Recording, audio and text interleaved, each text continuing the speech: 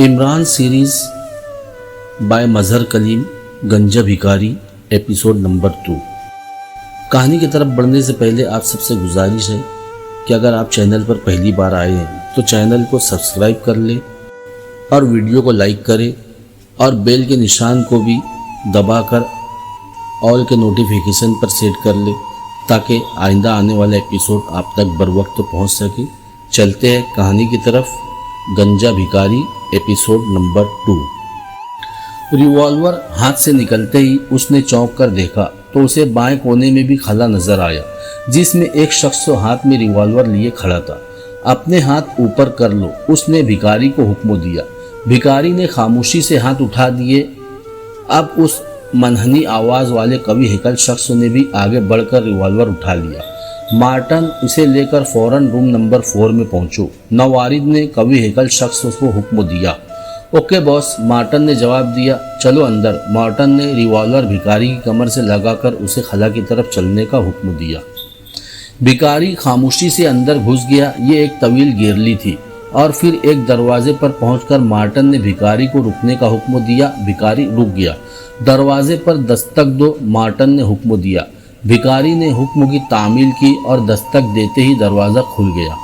चलो अंदर, मार्टन ने कहा और फिर भिखारी के अंदर जाने के बाद मार्टन भी अंदर दाखिल हो गया। भिखारी ने अंदर दाखिल होते ही आंखें फाड़ फाड़ कर इधर उधर देखा।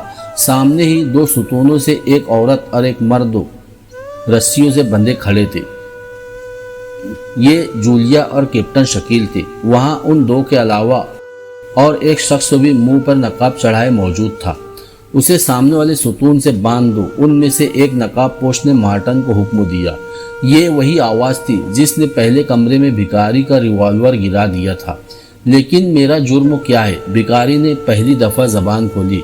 अभी पता चल जाएगा, नकाब पोश ने जवाब दिया। चलो भाई, बांध लो, तुम्हारी मर्जी, भिखारी ने कहा और फिर मार्टन ने उसे एक सुतून से रस्सियों से अच्छी तरह कसकर बांध दिया। तुम भिखारियों को बगौर किस लिए देख रहे थे? नकाब पोश ने कैप्टन शकील से पूछा। मैं खुद भिखारी बनना चाहता था, इसलिए भिखारियों की नफ्सियात का मुतालिया कर रहा था, कैप्टन शकील ने इत्मीनान से जवाब दिया। और तुम लड़की, क्या तुम भी भिखारी बनना चाहती थी? नकाब पोश अब जूलिया की तरफ मुड़ गया। जूलिया खामोश रही। जवाब दो लड़की, वरना। नकाब पोश जूलिया की खामोशी से झिंझला गया। क्या जवाब दूं? तुम ख्वाह मुख्वाह किसी गलत फहमी में मुझे पकड़ लाए हो। मेरा भिखारियों से क्या ताल्लुक? जूलिया ने लापरवाही से जवाब दिया। और तुम इस इमारत में क्यों घुसे थे? अब नकाब पोश भिखारी से मुखातब हुआ। ऐसा महसूस होता था जैसे वो तीनों का इंटरव्यू ले रहा हो। जाहिर है भीख मांगने आया होगा, भिखारी ने बड़े इत्मीनान से जवाब दिया। क्या तुम्हारे नज़दीक भीख मांगने का यही तरीका है? नकाब पोश ने तंजिया लहजे में पूछा।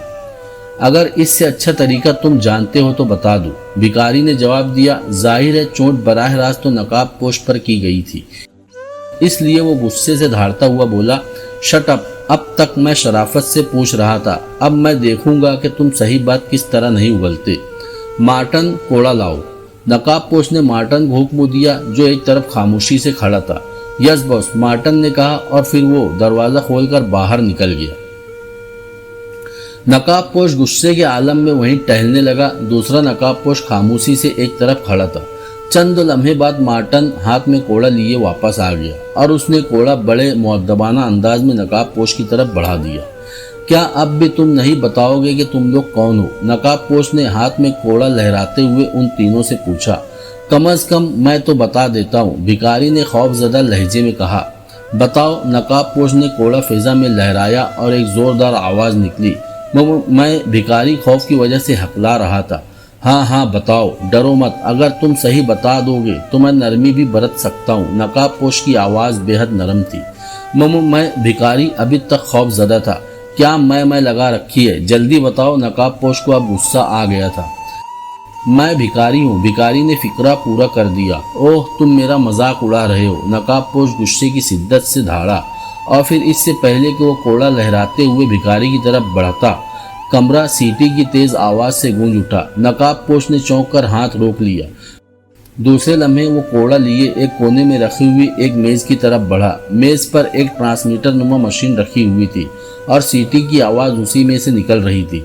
नकाब पोश ने कोड़ा एक तरफ रखा और खुद मशीन के सामने पड़ी हुई कुर्सी पर बैठ गया और उसने हाथ बढ़ाकर एक बटन दबा दिया। सीटी की आवाज़ एकदम रुक गई और उसके साथ ही एक तेज आवाज़ गूंजने लगी, हेलो हेलो बीबी, हेलो हेलो बीबी, ओवर। यस बीबी स्पीकिंग, ओवर। नकाब पोश ने करख्त आवाज़ में कहा, बॉस एक अहम प्रॉब्लम दरपेश है। दूसरी तरफ से आने वाली आवाज़ में परेशानी नुमाया थी।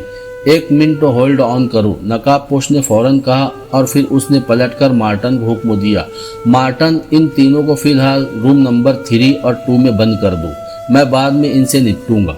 ओके बॉस, मार्टन ने मुअद्दबाना अंदाज में जवाब दिया और फिर उसने जूलिया को खोला और रिवॉल्वर की नाली उसकी पुश्तों से लगाकर उसे बाहर ले गया। चंद मिनटों बाद वो वापस आया और उसने कैप्टन शकील को खोला और बाहर ले गया और फिर उसने भिखारी को भी खोलकर उसकी पुश्तों से रिवॉल्वर लगाया और बाहर ले गया। गैलरी में आकर उसने एक दरवाज़ा खोला और भिखारी को अंदर चलने का इशारा किया और भिखारी खामोशी से अंदर चला गया। भिखारी के अंदर जाते ही उसने दरवाज़ा बाहर से बंद कर दिया। भिखारी जैसे ही अंदर दाखिल हुआ उसने देखा कि कमरा तो बिल्कुल खाली है और बाहर का दरवाज़ा भी बंद हो गया है। दरवाज़ा बंद होते ही एक खटका हुआ और सामने की दीवार में खला पैदा हो गया। भिखारी उस खला में दाखिल हो गया। उसके दाखिल होते ही खला दोबारा बराबर हो गया। ये एक वसी कमरा था जिसमें उससे पहले 3 आदमी मौजूद थे। भिखारी जैसे ही अंदर दाखिल हुआ उसे ऐसा महसूस हुआ जैसे उसका दिमाग फटकर 1000 टुकड़ों में तकसीम हो जाएगा। उसकी आंखें हैरत की शिद्दत से फट गई और वो सामने यूं देख रहा था जैसे उसने अपनी ज़िंदगी की सबसे हैरत अंगेज चीज़ देख ली हो। उसके जहन में लगातार धमाके हो रहे थे। क्या ऐसा मुमकिन है? भिखारी के मुंह से हैरत की शिद्दत से ये अल्फाज निकले और उसे ऐसा महसूस हुआ जैसे वह हैरत की ज़्यादती की वजह से बेहोश हो रहा हो। सर रहमान को उस कमरे में बंद हुए आज दूसरा दिन था। अब उन्हें यकीन आ गया था कि वो किसी खतरनाक मुजरिम के फंदे में बुरी तरह फंस गए हैं, जिसने कानूनी तौर पर पहले उन्हें मुर्दा करार दिलवाया और फिर अपने कब्जे में कर लिया। लेकिन उन्हें समझ नहीं आ रहा था कि मुजरिम का इस ड्रामे से आखिर क्या मकसद है और वो उनसे क्या काम लेना चाहता है। वो शिद्दत से चाह रहे थे कि किसी तरह इमरान या सर सुल्तान को अपने ज़िंदा होने की खबर पहुंचा दे, लेकिन अव्वल तो उनके पास इसका कोई ज़रिया नहीं था और अगर कोई ज़रिया होता भी तो वो इस इत्तला पर कैसे यकीन कर लेते जिसको डॉक्टरों ने मुर्दा करार दे दिया और जिन्हें हुकूमत ने पूरे एजाज़ के साथ दफन किया हो, और दफन करते वक्त तो सर सुल्तान और इमरान खुद मौजूद हो। तब वो कैसे यकीन कर लेते कि सर रहमान मरे नहीं, जिंदा है। सारा दिन और सारी रात वो इसी उधेड़पन में रहे कि उन्हें क्या करना चाहिए। मुजरिम ने उन्हें अजीब सूरत हाल में फंसा दिया था जिस पर वो जितना गौर करते उतना ही उलझ जाते। इस वक्त तो भी वो उसी उधेड़बुन में मसरूफ थे कि दरवाज़ा खुला और मनहनी आवाज़ वाला कवि हेकल मार्टन मशीन गन थामे अंदर दाखिल हुआ। चलो, तुम्हें बॉस बुला रहे हैं, उसने बड़े अक्खड़पन से सर रहमान को मुखातब किया।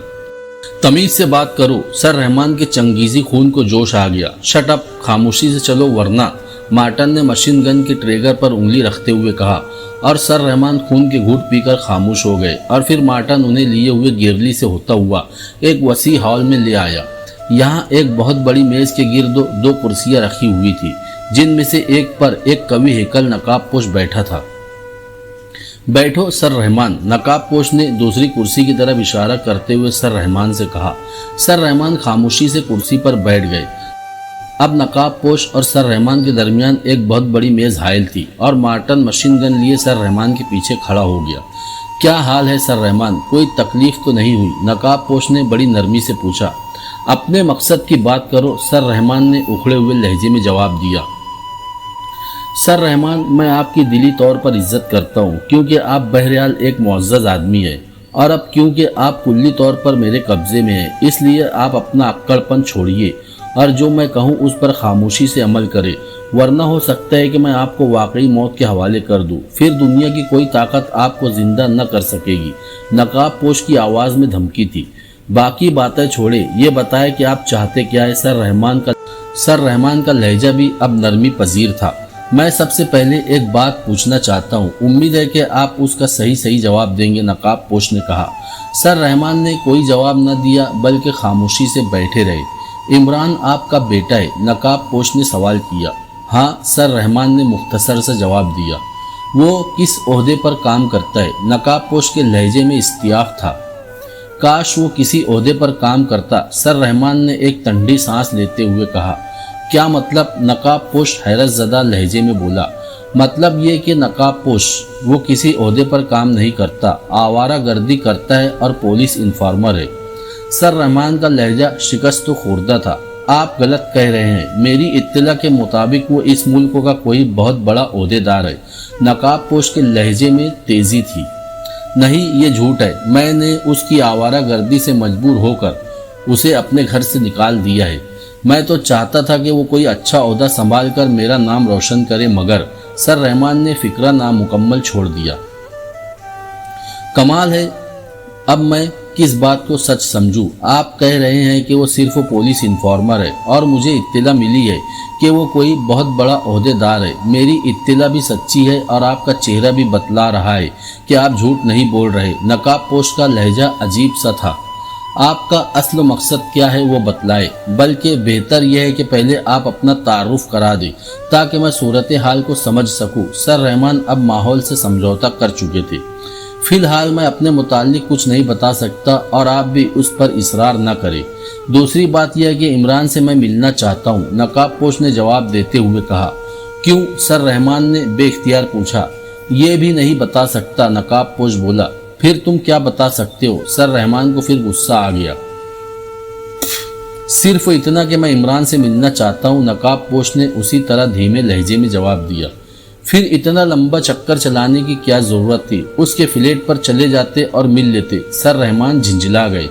आपको यहाँ लाने का मकसद कुछ और है। इमरान की बात तो मैं वैसे ही कर रहा था। बाकी अब इमरान काफी दिन हुए फ्लैट से गायब है, नकाब पोश ने कहा। मेरे यहाँ लाने का क्या मकसद है? सर रहमान ने उसकी बात नज़रअंदाज करते हुए सवाल किया। सिर्फ इतना कि अगर किसी वक्त इमरान से टकराव हो जाए और हालात हमारे खिलाफ हो जाए तो हम आपकी ज़िंदगी का सौदा करके उससे अपनी बात मनवा सके, नकाब पोश ने वजाहत करते हुए कहा।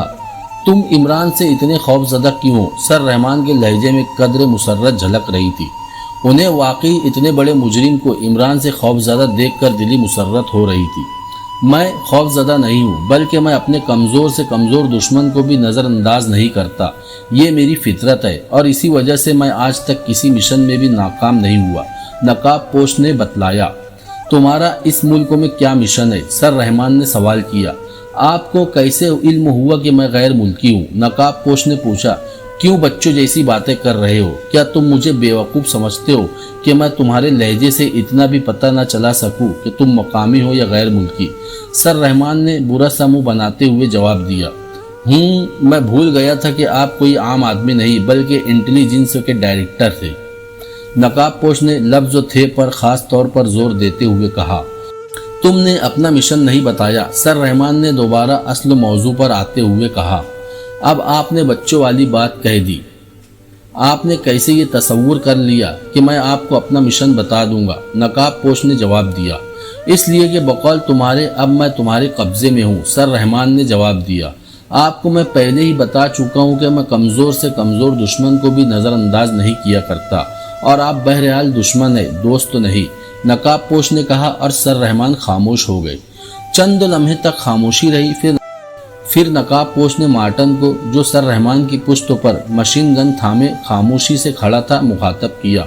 मार्टन, टेलीफोन यहाँ ले आओ, नकाब पोश ने कहा और उसके साथ ही नकाब पोश ने जेब से रिवॉल्वर निकालकर हाथ में ले लिया, क्योंकि वो नहीं चाहता था कि मार्टन के एक तरफ हटते ही सर रहमान कोई हरकत करे। मार्टन ने कमरे के कोने में रखी हुई एक मेज़ पर से टेलीफोन सेट उठाया और लाकर नकाब पोश के सामने रख दिया और दोबारा वही वाली पहली पोजीशन इख्तियार कर ली। नकाब पोश ने रिवॉल्वर दोबारा जेब में रख लिया और फिर रिसीवर उठाकर नंबर डायल करने शुरू कर दिए। सर रहमान की तरफ चूंकि टेलीफोन सेट की पुश्त थी, इसलिए वो नहीं देख सके कि नकाब पोश ने किसके नंबर डायल किए हैं और फिर नंबर डायल करके नकाब पोश ने रिसीवर कान से लगा लिया। हेलो, कौन बोल रहा है? राब्ता कायम होते ही नकाब पोश ने पूछा। मैं सुलेमान बोल रहा हूँ, दूसरी तरफ से सुलेमान की आवाज़ आई। इमरान कहाँ है? नकाब पोश ने पूछा। मेरी जेब में है, फरमाइए, सुलेमान ने बड़ी संजीदगी से जवाब दिया। शट अप, तमीज़ से बात करो, नकाब पोश को गुस्सा आ गया। تو آپ تمیز صاحب کو بلا لے، میں ان سے بات کر لیتا ہوں۔ سلیمان باز نہیں آیا۔ تم شرافت سے بات نہیں کرو گے بدتمیز، نقاب پوش غصے میں دھاڑا۔ اب بتاؤ میں کیا کروں؟ کبھی تم کہتے ہو تمیز صاحب سے بات کرو اور کبھی کہتے ہو شرافت صاحب سے بات کرو۔ سلیمان نے کہا، اس کا لہجہ بدستور معنی خیز تھا۔ میں تمہارا بندوبست تو کرتا ہوں، نقاب پوش نے بے بس ہو کر کہا اور پھر ایک جھٹکے سے ریسیور رکھ دیا۔ نقاب پوش ایک لمحے تک خاموش بیٹھا رہا، شاید غصہ ضبط کر رہا تھا۔ پھر اس نے مارٹن کو حکم دیا، مارٹن، سر رحمان کو روم نمبر 3 میں لے جاؤ۔ نقاب پوش کا لہجہ اب تک غضبناک تھا۔ سر رحمان خاموشی سے اٹھ کھڑے ہوئے اور پھر مارٹن انہیں روم نمبر 3 تک پہنچا آیا۔ کرفیو ہٹنے کے 1 گھنٹے بعد دارالحکومت میں ایک بہت بڑا جلوس حکومت کے خلاف نکلا، جس کی رہنمائی ایک مشہور سیاسی پارٹی کے صدر کر رہے تھے، اور پھر اس جلوس کا تصادم پولیس سے ہو گیا اور اس کے ساتھ ہی دارالحکومت آتش زنی اور لوٹ مار کی وارداتوں میں گھر گیا۔ یہ دن دارالحکومت کی تاریخ میں ہمیشہ ایک بھیانک دن کے نام سے پکارا جائے گا۔ بے پناہ قتل عام ہوا، حکومت کو فوری طور پر کرفیو نافذ کرنا پڑا اور تمام دارالحکومت کا انتظام فوج نے سنبھال لیا۔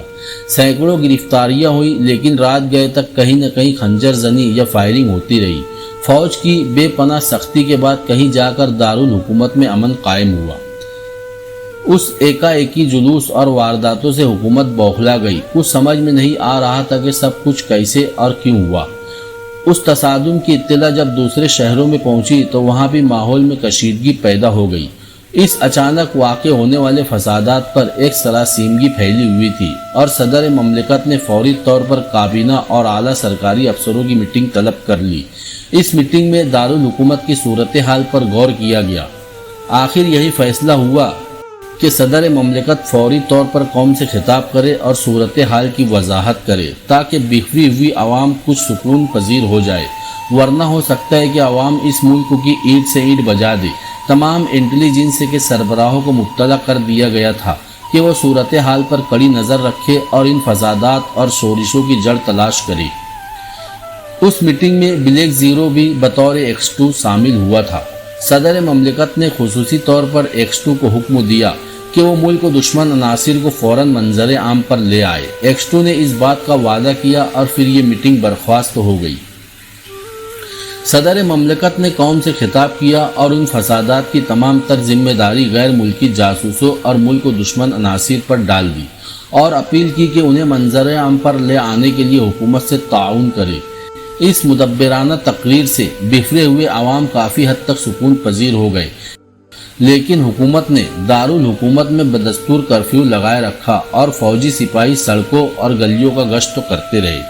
بلیک زیرو میٹنگ سے فارغ ہو کر سیدھا دانش منزل میں گیا۔ وہ اس وقت تو دانش منزل کے آپریشن روم میں بیٹھا گہری سوچ میں غرق تھا۔ عمران یک بیک کہیں غائب ہو گیا تھا، اس کے ساتھ ہی صفدر، کیپٹن شکیل اور جولیا بھی گم تھے۔ بلیک زیرو کو کسی قسم کی کوئی اطلاع نہیں تھی۔ عمران نہ جانے اچانک کہاں غائب ہو گیا تھا۔ ادھر صدر مملکت نے 48 گھنٹے بعد رپورٹ مانگی تھی، کیونکہ ان فسادات کی وجہ سے ملک کی حالت نازک ہو گئی تھی۔ اس لیے وہ خود بھی اس کیس پر فوری طور پر کام شروع کرنا چاہتا تھا، لیکن عمران کی اچانک گمشدگی نے اسے مفلوج کر کے رکھ دیا تھا۔ ویسے اسے پوری طرح امید تھی کہ عمران ضرور مجرموں کی راہ پر لگ گیا ہے، کیونکہ صفدر، جولیا اور کیپٹن شکیل کی گمشدگی اس بات کی دلیل تھی کہ عمران نے انہیں بطور X2 کسی کام پر لگایا ہوگا، ورنہ وہ اطلاع کیے بغیر کیسے جا سکتے تھے۔ اس وقت بھی بلیک زیرو عمران کی طرف سے کسی اطلاع کے انتظار میں آپریشن روم میں بیٹھا تھا، لیکن تاحال اسے عمران کی طرف سے کوئی اطلاع نہیں ملی تھی۔ چند لمحوں بعد مخصوص نمبروں والے ٹیلی فون کی گھنٹی بج اٹھی۔ بلیک زیرو نے پھرتی سے ریسیور اٹھایا۔ X2، بلیک زیرو نے بھررائی ہوئی آواز میں کہا۔ میں سر سلطان بول رہا ہوں۔ دوسری طرف سے سر سلطان کی آواز بلیک زیرو نے پہچان لی۔ میں طاہر بول رہا ہوں جناب، بلیک زیرو نے مؤدبانہ لہجے میں کہا۔ طاہر، عمران کہاں ہے؟ سر سلطان کی آواز میں پریشانی جھلک رہی تھی۔ جناب، مجھے کوئی اطلاع نہیں ہے، میں خود پریشان ہوں۔ عمران صاحب کے ساتھ ہی 3 ممبرز بھی غائب ہیں، طاہر نے جواب دیا۔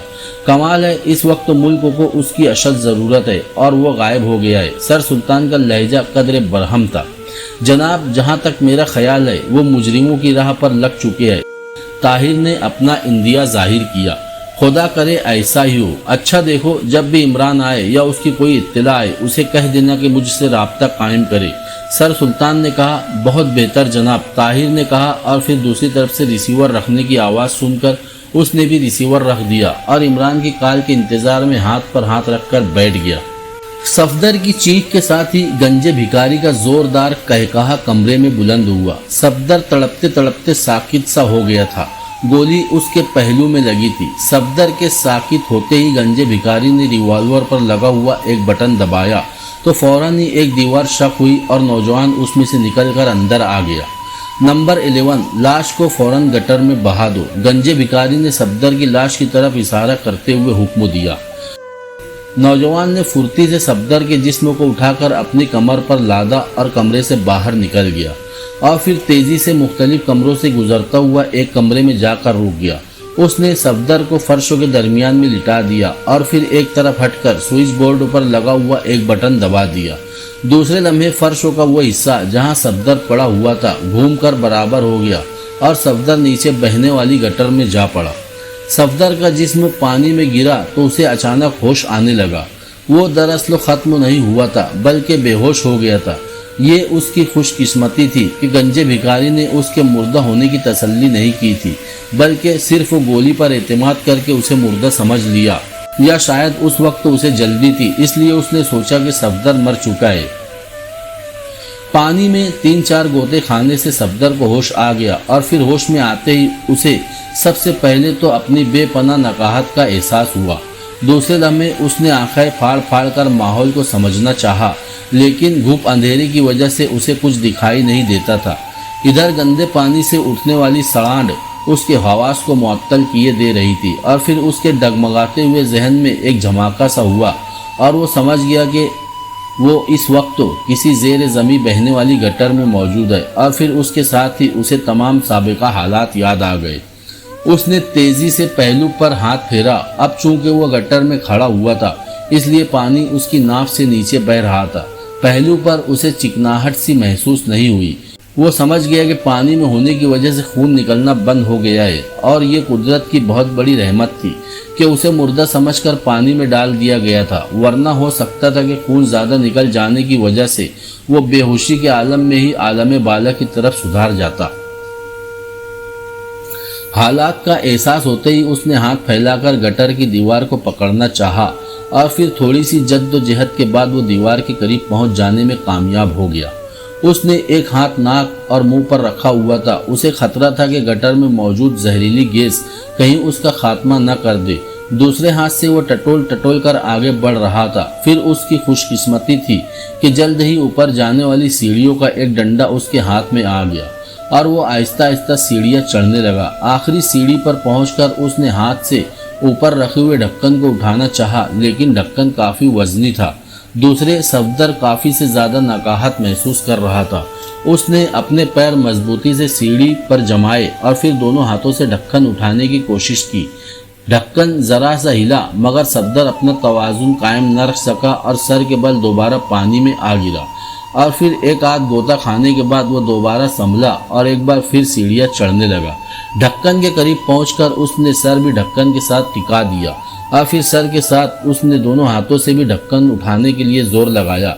एक झटका लगा और फिर वजनी ढक्कन उलटकर दूसरी तरफ जा गिरा। सफदर एक बार फिर तवाजुन बिगड़ने की वजह से नीचे गिरता गिरता बचा, मगर उसने फुर्ती से सीढ़ी के डंडे को पकड़ लिया था। ताज़ा हवा अंदर आने की वजह से सफदर को अपने जिस्म में ताजगी और नई ताकत का एहसास हुआ और दूसरे लम्हे वो उस ढक्कन के सुराख से होता हुआ बाहर निकल आया।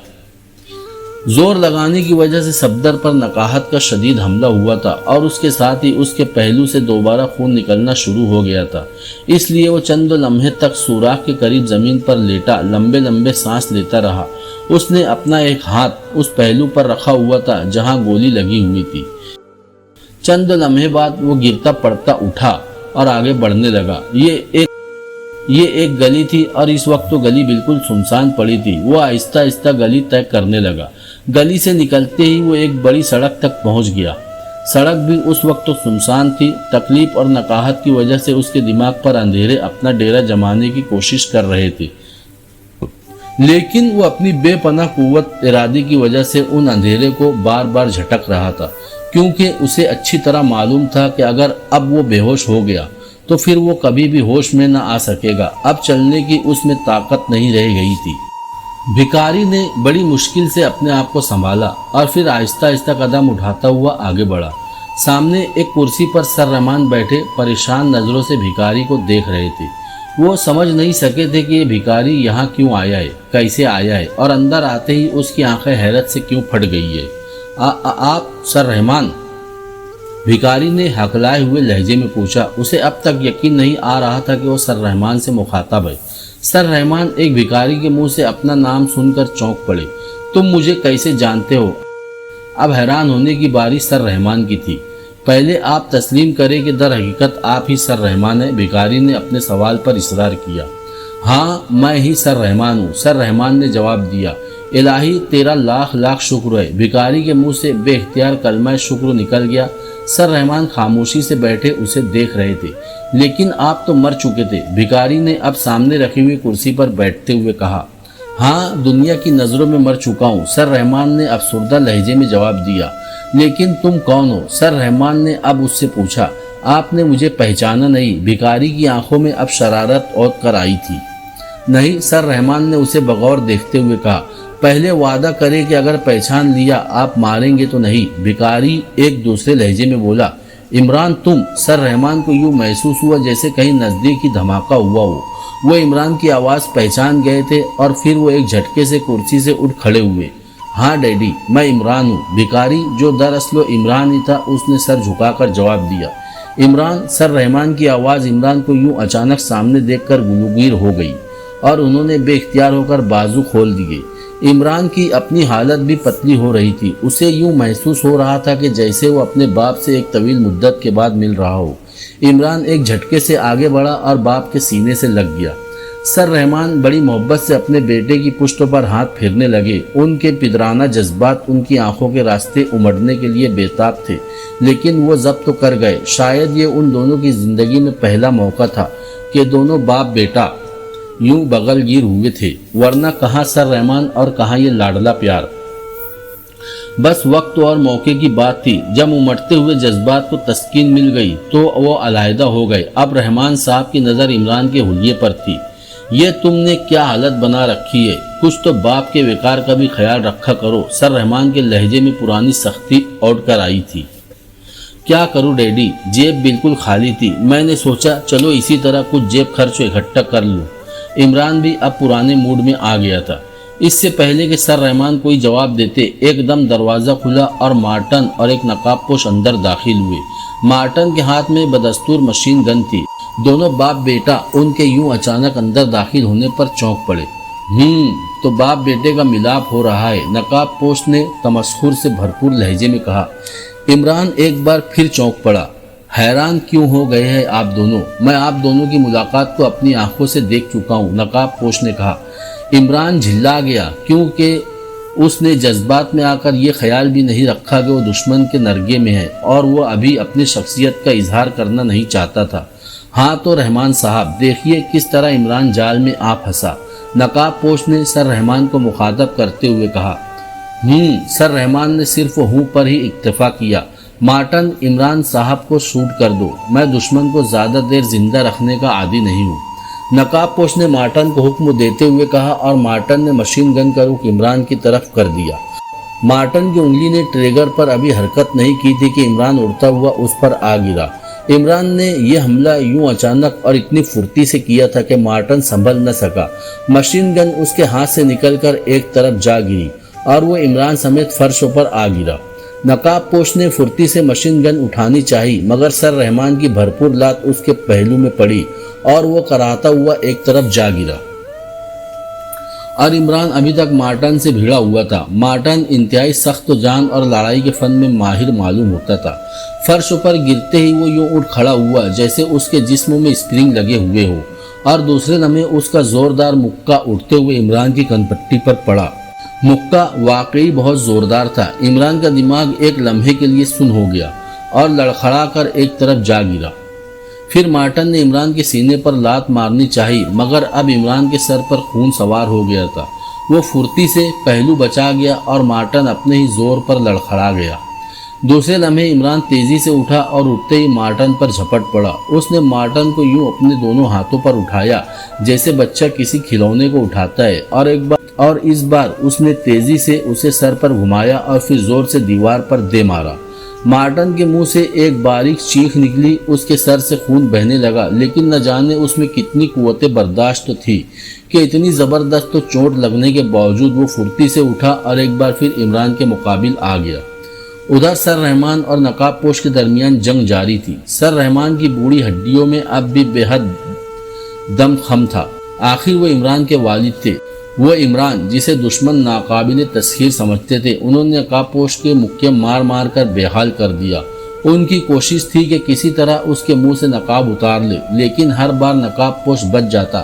سر رحمان اس کے سینے پر فلائنگ کک مارنی چاہی، مگر اس نے تیزی سے پہلو بچایا اور دوسرے لمحے وہ اچھل کر دروازے کے دوسری طرف جا گرا۔ ادھر مارٹن، جس کا منہ اپنے ہی خون سے سرخ ہو چکا تھا، ابھی تک عمران کے مقابل ڈٹا ہوا تھا۔ ایک بار پھر عمران کے ہاتھ میں اس کی گردن آ گئی۔ اس نے ایک زوردار جھٹکا دیا، مارٹن کے منہ سے کراہ نکلی، اس کی گردن کی ہڈی ٹوٹ چکی تھی، اس کے منہ سے بھی خون بہنے لگا اور وہ فرش پر گر کر ہاتھ پیر مارنے لگا۔ چند لمحوں بعد وہ ٹھنڈا ہو چکا تھا۔ مارٹن کے ٹھنڈا ہوتے ہی عمران نے جھپٹ کر مشین گن اٹھا لی اور پھر سر رحمان کا ہاتھ پکڑ کر انہیں تقریباً گھسیٹتا ہوا باہر نکل آیا۔ دوسرے کمرے کا دروازہ باہر سے بند تھا۔ عمران نے تالے پر مشین گن کی گولیوں کی بارش کر دی۔ دروازہ کھل گیا، وہ دونوں لپک کر باہر نکل آئے، لیکن باہر آتے ہی ان پر گولیوں کی بوچھاڑ ہو گئی۔ دونوں پھرتی سے زمین پر لیٹ گئے۔ ایک گولی سر رحمان کے بازو کو چھوتی ہوئی گزر گئی۔ دوسرے لمحے عمران نے مشین گن کا دہانہ کھول دیا۔ اس نے ایک شخص کو سیڑھیوں کی اوٹ میں چھپے ہوئے دیکھ لیا تھا۔ گولیوں کی بوچھاڑ رک گئی اور وہ شخص مردہ چوہے کی طرح اڑتا ہوا نیچے فرش پر آ گرا۔ ڈیڈی، آپ ادھر جائیں، میں ابھی آتا ہوں، عمران نے گیلری کے بائیں طرف جانے کا کہا اور پھر جھک کر پنڈلی پر بندھا ہوا ریوالور نکال کر ان کے ہاتھ میں پکڑا دیا۔ مگر تم، رحمان صاحب نے شاید کچھ اعتراض کرنا چاہا، مگر عمران آگے بڑھ چکا تھا۔ رحمان صاحب ریوالور لیے ادھر بڑھ گئے جس طرف عمران نے اشارہ کیا تھا۔ عمران نے اگلے بند دروازے پر گولیوں کی بوچھاڑ کر دی۔ دروازہ کھل گیا۔ دروازہ کھلتے ہی اسے سامنے جولیا اور کیپٹن شکیل نظر آئے۔ عمران کو یقین تھا کہ دونوں اس کمرے میں ہوں گے، کیونکہ اس نے کمرے کے اوپر 2 لکھا ہوا دیکھ لیا تھا۔ باہر نکلو، عمران نے اپنی اصلی آواز میں کہا۔ عمران تم، کیپٹن شکیل اور جولیا نے کہا، مگر عمران پیچھے مڑ گیا تھا۔ وہ دونوں پھرتی سے باہر نکل آئے۔ پھر وہ عمران کے پیچھے گیرلی کے بائیں سائڈ پر بھاگنے لگے۔ گیرلی کے اختتام پر رحمان صاحب ریوالور لیے دیوار کے ساتھ لگے کھڑے تھے۔ عمران نے وہاں پہنچتے ہی تیزی سے ادھر ادھر دیکھا، لیکن خفیہ دروازے کا بٹن اسے کہیں نظر نہ آیا۔ شکیل، تم پیچھے کی طرف کا خیال رکھنا۔ عمران نے مشین گن شکیل کے ہاتھ میں پکڑا دی اور خود دیوار پر ہاتھ مار کر دیکھنے لگا، مگر کچھ بھی نہ ہوا۔ اس وقت تو ایک ایک لمحہ قیمتی تھا۔ اچانک عمران کو ایک خیال آیا اور اس نے سر پر لگی ہوئی بلب بریکٹ کو کھینچا تو ایک دیوار میں دروازہ نمودار ہو گیا۔ وہ چاروں جھپٹ کر باہر نکلے۔ اب وہ اسی کمرے میں تھے جہاں ٹوٹی ہوئی چارپائیاں اور گندے بستر پڑے ہوئے تھے۔ اسی وقت تو ان کے پاؤں کے نیچے زمین زور زور سے ہلنے لگی۔ باہر نکلو، عمران زور سے چیخا، لیکن اس سے پہلے کہ وہ دروازہ کھول کر باہر نکلتے، ایک سماعت شکن دھماکہ ہوا اور کچے کمرے کا ملبہ ان پر آ گرا۔ وہ چاروں اس کے نیچے دب گئے۔ جولیا کے منہ سے زوردار چیخ نکلی تھی۔ مکان منہدم ہو چکا تھا، ہر طرف گرد و غبار چھایا ہوا تھا۔ رات محبوب کی زلفوں سے بھی زیادہ سیاہ تھی۔ آج شام سے ہی سرد ہواؤں کے جھکڑ چلنے شروع ہو گئے تھے اور اس وقت رات کے 2 بجے تھے۔ تمام بازار اور گلیاں سنسان تھی۔ رات کو گشت کرنے والے محافظ بھی سردی کی شدت سے ہار کر نامعلوم کونوں خدروں میں چھپے ہوئے تھے۔ شہر میں ابھی تک کشیدگی تھی، گو حکومت نے کرفیو کی پابندی ہٹا لی تھی اور فوج کو بھی واپس بلا لیا تھا، لیکن اس کے باوجود عوام اور حکومت کے درمیان ایک سرد جنگ جاری تھی۔ عوام ان اچانک برپا ہونے والے فسادات سے خوف زدہ تھے۔ رات ہوتے ہی لوگ گھروں سے باہر نکلنا بھول جاتے، ورنہ یہ وہی دارالحکومت تھا جس کی راتیں دنوں سے زیادہ پر رونق اور دلکش ہوا کرتی تھی۔ رات کے اس گمبھیر سناٹے میں ہلکا سا ارتعاش پیدا ہوا اور ایک سیاہ رنگ کی بڑی سی کار جو اپنی رنگت کی وجہ سے تاریکی کا ہی ایک جز معلوم ہوتی تھی، बे आवाज तौर पर रेंगती हुई अगली चौक पर वाक़ एक कौमी बैंक के अजीमुशान इमारत के साथ वाक़ एक गली में घुस गई और आगे जाकर रुक गई। उसमें से सिया लिबास में मलबूस 4 अफराद बाहर निकले। उनमें से 3 ने अपनी पुश्त पर बड़े बड़े पैकेट बेल्टों से बांध रखे थे और उनके हाथों में छोटी छोटी मशीनें। वो तेज तेज कदम उठाते हुए एक दरवाजे की तरफ बढ़े। ये उसका मेन दरवाज़ा था। ये उस बैंक का दरवाज़ा था जो बैंक की इमारत के ऐन पुश्त पर वाक़ था। उनमें से एक ने आगे बढ़कर दरवाजे पर एक हल्की सी दस्तक दी। एक लम्हा ठहर कर उसने दोबारा मखसूस अंदाज में दस्तक दी और उसके साथ ही दरवाज़ा खुल गया। अंदर तारीकी छाई हुई थी, इसलिए दरवाज़ा खोलने वाला नजर न आ सका। सिर्फ उसकी आवाज़ सुनाई दी। Code bakers. दस्तक देने वाले आदमी ने जवाब दिया। शायद वो इस पार्टी का लीडर था। Operation number. दोबारा सवाल किया गया। 4। पहले वाले ने जवाब दिया। कम इन। सवाल करने वाले ने कहा और फिर वो चारों अंदर दाखिल हो गए। दरवाज़ा बंद हो गया। वो चारों तेज तेज कदम उठाते हुए बरामदे में घुस गए। दरवाज़ा बंद करने वाला भी पीछे पहुंच गया। बरामदे में पहुंचकर वो चारों रुक गए। मेरे पीछे आओ, दरवाज़ा खोलने वाले ने कहा और वो चारों तेज तेज कदम उठाते हुए मेज़बान के पीछे चलते रहे। मुख्तलिफ कमरों से गुजरने के बाद वो एक कमरे में आकर रुक गए। ये कमरा रोशन था, लेकिन उसके दरवाजे और खिड़कियों पर दबीज पर्दे पड़े हुए थे।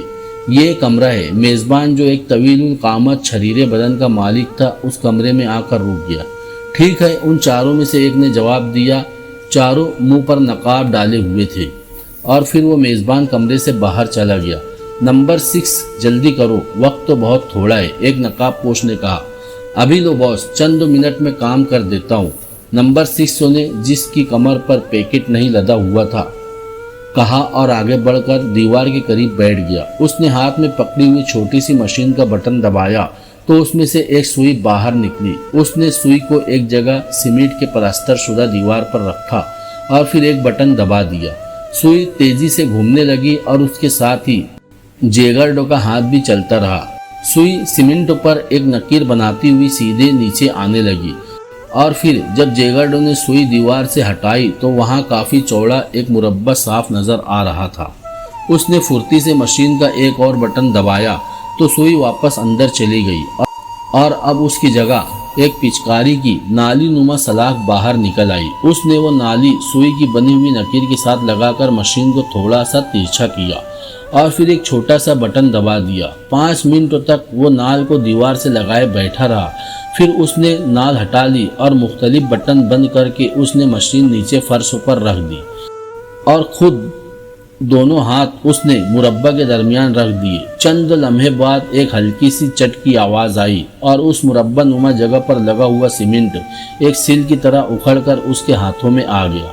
सीमेंट की ये सिल उसने आहिस्ता से फर्श पर एक तरफ रख दी। अब अंदर ईंटें साफ नजर आ रही थी। उसने दोबारा मशीन उठाई और फिर उसका बटन दबा दिया। अब उसमें से एक बारीक सी सलाख बाहर निकल आई। सलाख को उसने 2 ईंटों के दरमियान रखा और फिर दोबारा एक बटन दबा दिया तो ईंटें यकलक तो एक दूसरे से थोड़ी सी मुखालिफ सिमतों में हट गई। उसने मशीन हटाकर उस खला में उंगली डाली और एक जोर का झटका दिया। एक ईंट सही सालिम बाहर निकल आई। अब वो फुर्ती से ईंटें बाहर निकालकर एक तरफ लगा रहा था।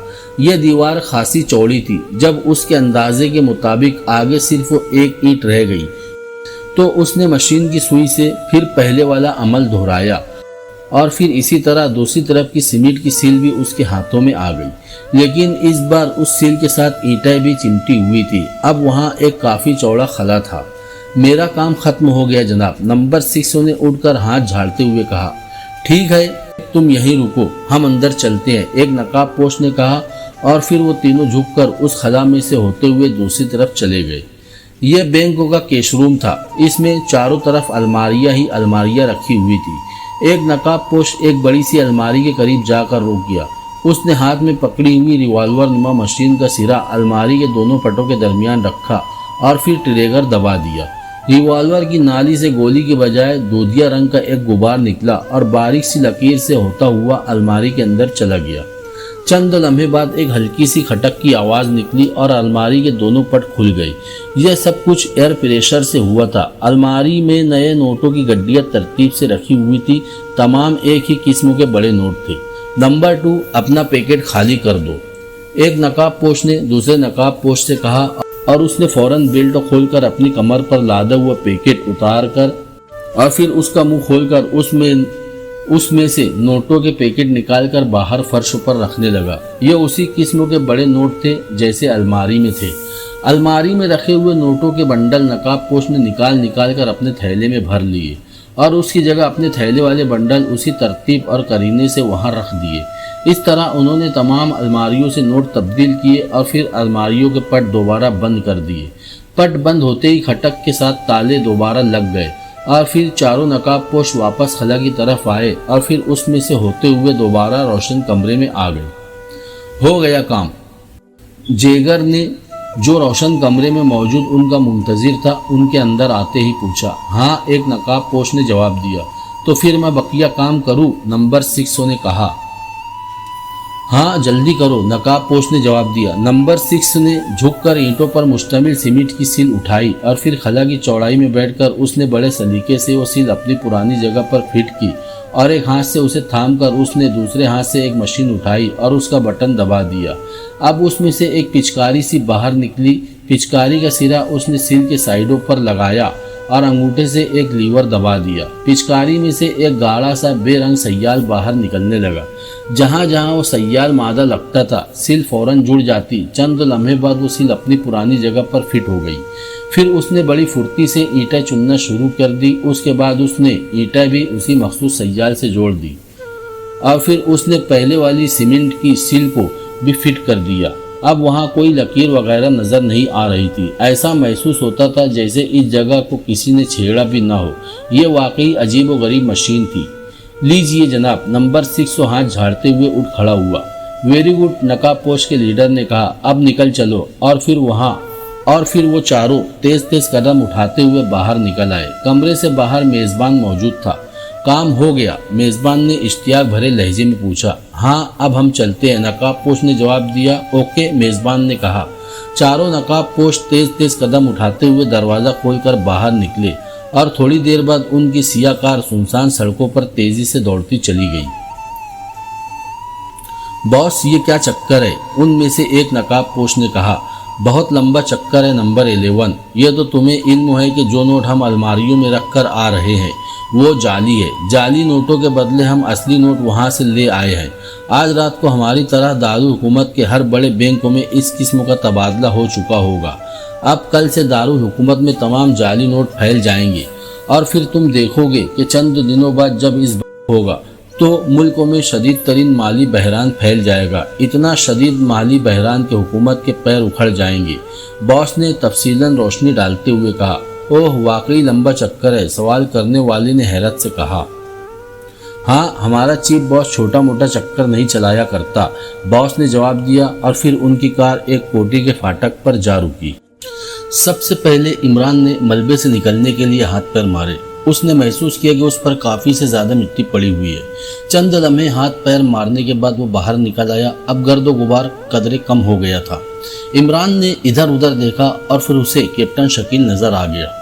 वो लंबे लंबे सांस ले रहा था। खुदा का ये शुक्र था कि कमरे का दरमियानी शहीतीर एक तरफ से टूटा था। चुनांचे छत की कड़िया वगैरह को उसने रोक लिया और सिर्फ मिट्टी ही उन पर पड़ी थी। और फिर थोड़ी सी जद्दोजहद के बाद उसने जूलिया और सर रहमान को भी मलबे से बाहर निकाल लिया। जल्द ही वो सब होश में आ गए। जूलिया के कंधे पर शायद किसी कड़ी के लगने से चोट लगी थी। जब सबको होश आया तो इमरान ने इत्मीनान का सांस लिया। मिट्टी पड़ने की वजह से वो सब उस वक्त भूत नजर आ रहे थे और इमरान का हुलिया तो इंतहाई अजीब व गरीब हो चुका था। होश में आने के बाद अब इमरान ने महसूस किया कि मकान के गिर्द इंतहाई शोर व गुल है और वो समझ गया कि बस्ती वाले इकट्ठे हो रहे हैं। और चंद लम्हे बाद वाकई बहुत से लोग बाहर की दीवार जो अभी तक सही सालिम खड़ी थी कूद कर अंदर आए और उन्होंने उन्हें सहारा देना चाहा, मगर इमरान चीखा, मलबा उठाओ, अभी बहुत से लोग उसमें दफन है। इमरान ने चीख कर कहा और सब लोग उनका ख्याल छोड़कर मलबे की तरफ मुतवज्जे हो गए। ये चाल इमरान ने इसलिए खेली थी कि लोगों की तवज्जो उनसे हट जाए और वो कामयाब रहा। थोड़ी देर बाद वो सब सड़क पर पहुंच गए और फिर जल्द ही एक टैक्सी उन्होंने रोक ली। टैक्सी ड्राइवर उनके भूतों जैसे हुलिये देखकर हैरान रह गया, मगर इमरान ने उसको तसल्ली कर दी और फिर सबसे पहले सर रहमान को उनकी कोठी पर उतारा गया। उन्होंने इमरान को भी साथ आने के लिए कहा, मगर इमरान टाल गया। फिर टैक्सी कैप्टन शकील और जूलिया को उनके फ्लैटों पर छोड़कर सीधी दानिश मंजिल पर जा रुकी। टैक्सी ड्राइवर को किराया अदा करके इमरान खुद तेजी से ऑपरेशन रूम की तरफ बढ़ गया।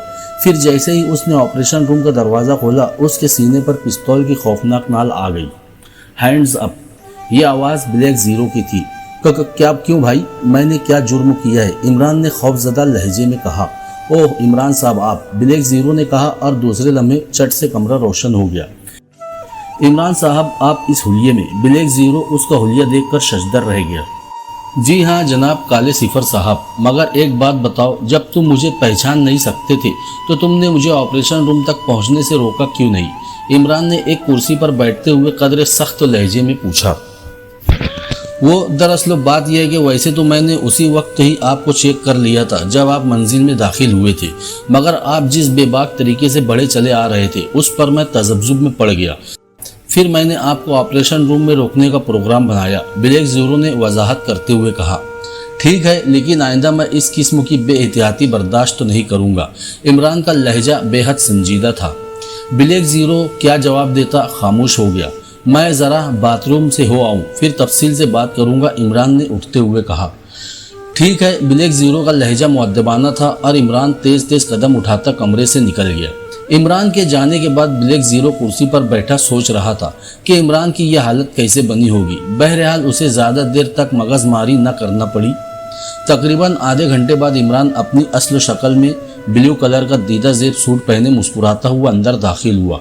उस वक्त तो वो इतना वजी और खूबसूरत लग रहा था कि ब्लैक जीरो की नज़रें भी चंद लम्हे तक उस पर गड़ी रह गई। अरे क्यों टुकुर टुकुर देख रहे हो, हमें शर्म आती है। इमरान ने बुरी तरह शर्माने की अदाकारी की और ब्लैक जीरो का बेख्तियार कहका निकल गया। इमरान साहब काश जूलिया इस वक्त तो यहाँ होती। ब्लैक जीरो ने हंसते हुए कहा। अरे अरे तौबा करो, पराई बेटियों का नाम किस बेगैरती से ले रहे हो? इमरान ने कुर्सी पर बैठते हुए कहा और ब्लैक जीरो एक बार फिर हंस पड़ा। हाँ तो सुनाओ ताहिर, क्या हालात है आजकल? इमरान ने संजीदगी से पूछा और ब्लैक जीरो भी यकदम संजीदा हो गया। इमरान साहब मुल्क के हालात इंतहाई दगरगू हैं। और फिर वो तफसील से कल के फसाद का हाल सुनाने लगा। उसके साथ ही उसने सदर ममलिकत की मीटिंग का हाल भी तफसील से सुना दिया। तो ये बात है। इमरान का चेहरा पत्थर की तरह सख्त हो गया। फिर तुमने उस सिलसिले में क्या कदम उठाया? चंद लम्हे कुछ सोचने के बाद इमरान ने पूछा। मैं क्या कर सकता था? सफदर, कैप्टन शकील और जूलिया तीनों आपके साथ ही गायब हो गए थे। ब्लैक जीरो ने बुरा सा मुंह बनाते हुए जवाब दिया। सफदर भी गायब हो गया? इमरान ने चौंक कर पूछा। उसकी आंखों में परेशानी उभर आई। जी हाँ, गायब हो गया था। अभी 2 घंटे पहले वो सख्त और जख्मी हालत में पहुंचा है, अभी तक बेहोश है। डॉक्टर दुर्रानी ने उसका ऑपरेशन किया है, उसके पहलू में गोली लगी है। डॉक्टर दुर्रानी कह रहे थे कि सफदर की सख्त जान थी कि वो इस हालत में भी यहाँ पहुँच गया और अब तक जिंदा है, वरना गोली जिस मुकाम पर लगी थी आम आदमी की तो मौके पर ही मौत वाक़ई हो जाती। ब्लैक जीरो ने तफसील बताई। ओह, अब क्या हालत है उसकी? इमरान परेशानी से उठकर खड़ा हुआ। डॉक्टर के कहने के मुताबिक अब वो खतरे से बाहर है, लेकिन उसे अभी तक होश नहीं आया। ब्लैक जीरो ने खड़े होते हुए जवाब दिया। चलो पहले मैं उसे देखना चाहता हूँ, इमरान ने कहा और फिर वो दोनों तेज तेज कदम उठाते हुए मेडिकल एड रूम की तरफ चल पड़े। चंद लम्हे बाद वो वहाँ पहुँच गए। सफदर बेड पर लेटा हुआ था। डॉक्टर दुर्रानी उसके करीब कुर्सी पर बैठा हुआ था। सफदर को ग्लूकोज दिया जा रहा था। इमरान और ब्लैक जीरो को अंदर दाखिल होते देखकर डॉक्टर दुर्रानी मुअद्दबाना अंदाज में उठ खड़ा हुआ। क्या पोजीशन है डॉक्टर? इमरान ने बगौर बेहोश सफदर के चेहरे की तरफ देखते हुए डॉक्टर से पूछा। अब इनकी हालत खतरे से बाहर है, मैंने इंजेक्शन लगाया है, अभी चंद मिनटों में ही होश में आने वाले हैं, डॉक्टर ने मुअद्दबाना लहजे में जवाब दिया। शुक्र है खुदाया। इमरान ने इत्मीनान की एक तवील सांस ली। इतने में सफदर हल्का सा कसमसाया, उसे होश आ रहा था। उसे होश में आते देखकर ब्लैक जीरो मुड़ा और कमरे से बाहर निकल गया। अब वहाँ डॉक्टर दुर्रानी और इमरान रह गए थे। एक लम्हे बाद सफदर ने आंखें खोल दी और उसने एक लम्हे के लिए इधर उधर देखा। फिर उसकी नज़रें इमरान पर जम गई। सफदर क्या हाल है? इमरान ने बड़ी नरमी से पूछा। ठीक हुई इमरान साहब, सफदर ने मुस्कुराते हुए जवाब दिया। ڈاکٹر نے صفدر کو ایک انجیکشن لگایا اور پھر خاموشی سے کمرے سے باہر نکل گیا۔ اب عمران اور صفدر وہاں رہ گئے۔ صفدر، کیا تم حالات بتانے کی ہمت اپنے آپ میں پاتے ہو؟ عمران نے سوال کیا۔ کیوں نہیں عمران صاحب، صفدر نے کہا، اور پھر وہ تفصیل سے عمران کو اپنے اوپر گزرے ہوئے حالات بتانے لگا۔ دوسرے روز کے اخباروں میں سر رحمان کی زندگی اور پر اسرار واپسی کی خبریں سرخ و حاشیوں میں شائع کی گئی۔ عمران بھی آج صبح کوٹھی جا پہنچا تھا۔ سر رحمان کی اس طرح اچانک واپسی سے سریا اور عمران کی والدہ مبہوت رہ گئی اور پھر ان پر شادی مرگ و طاری ہوتے ہوتے رہ گئی۔ بہرحال عمران خوش تھا کہ کوٹھی میں رہنے سے اس کی جان بچ گئی۔ بڑی مشکل سے وہ اجازت لے کر کوٹھی سے نکلا اور پھر اس کی کار مختلف سڑکوں پر گھومتی ہوئی ہوٹل 3 اسٹار کے کمپاؤنڈ میں گھس گئی۔ بھکاری کے قتلوں کا واقعہ اسی ہوٹل میں ہوا تھا۔ عمران دراصل ایک نظر دیکھتے ہی بھکاری کے میک اپ کو پہچان چکا تھا۔ پھر بھکاری کی پوزیشن دیکھ کر وہ سمجھ گیا تھا کہ وہ ہوٹل میں موجود کسی آدمی کے انتظار میں ہے۔ وہ معاملے کو سمجھنے کے لیے اسے زبردستی ہوٹل میں گھسیٹ کر لے گیا اور جب وہاں اس کا راز کھلنے لگا تو اسے گولی مار کر ہلاک کر دیا گیا۔ قاتل کو وہ دیکھ تو نہیں سکا تھا، لیکن اس کا اندازہ تھا کہ قاتل کا تعلق ہوٹل 3 اسٹار کی انتظامیہ سے ہے۔ آج عمران کا ارادہ تھا کہ وہ اپنے خیال کی سچائی کو چیک کرے، چنانچہ اس کی کار ہوٹل کے کمپاؤنڈ میں مڑ گئی۔ اس نے گاڑی پارکنگ شیڈ میں روکی اور پھر نیچے اتر کر وہ تیز تیز قدم اٹھاتا ہوا ہوٹل کے مین گیٹ میں داخل ہو گیا۔ ہوٹل کا ہال تقریباً خالی ہی تھا کیونکہ دن کا وقت تھا اور ایسے ہوٹلوں کا بزنس رات کو ہی چمکتا تھا۔ عمران سیدھا کاؤنٹر گرلوں کی طرف بڑھ گیا۔ کاؤنٹر گرلوں کسی بڑے سے رجسٹر میں گرک تھی۔ عمران کاؤنٹر کے پاس جا کر رک گیا۔ اس کی موجودگی کا احساس کر کے کاؤنٹر گرلوں نے سر اٹھایا اور پھر کاروباری انداز میں مسکرا کر پوچھنے لگی، فرمائیے میں آپ کی کیا خدمت کر سکتی ہوں؟ یعنی آپ مخدوم بننے کی کوشش کر رہی ہے؟ عمران نے بھی مسکراتے ہوئے جواب دیا۔ جی کیا مطلب؟ میں سمجھی نہیں۔ کاؤنٹر گرلوں نے عمران کی بظاہر بے تکی بات پر حیرت سے پلکیں جھپکاتے ہوئے کہا، تو پھر آپ خاک خدمت کریں گی جب آپ مخدوم کا مطلب ہی نہیں سمجھتی۔ عمران کے چہرے پر احمقانہ پن کی جھلکیاں نمایاں تھی۔ کاؤنٹر گرل شاید اس سوچ میں گم ہو گئی کہ وہ کیا جواب دے۔ آپ اگر گونگی بنی رہی تو پھر میری کیا خدمت کریں گی؟ عمران نے کہا، یہ بتائے کہ آپ کیا چاہتے ہیں، فضول باتوں سے میرا وقت تو برباد نہ کریں۔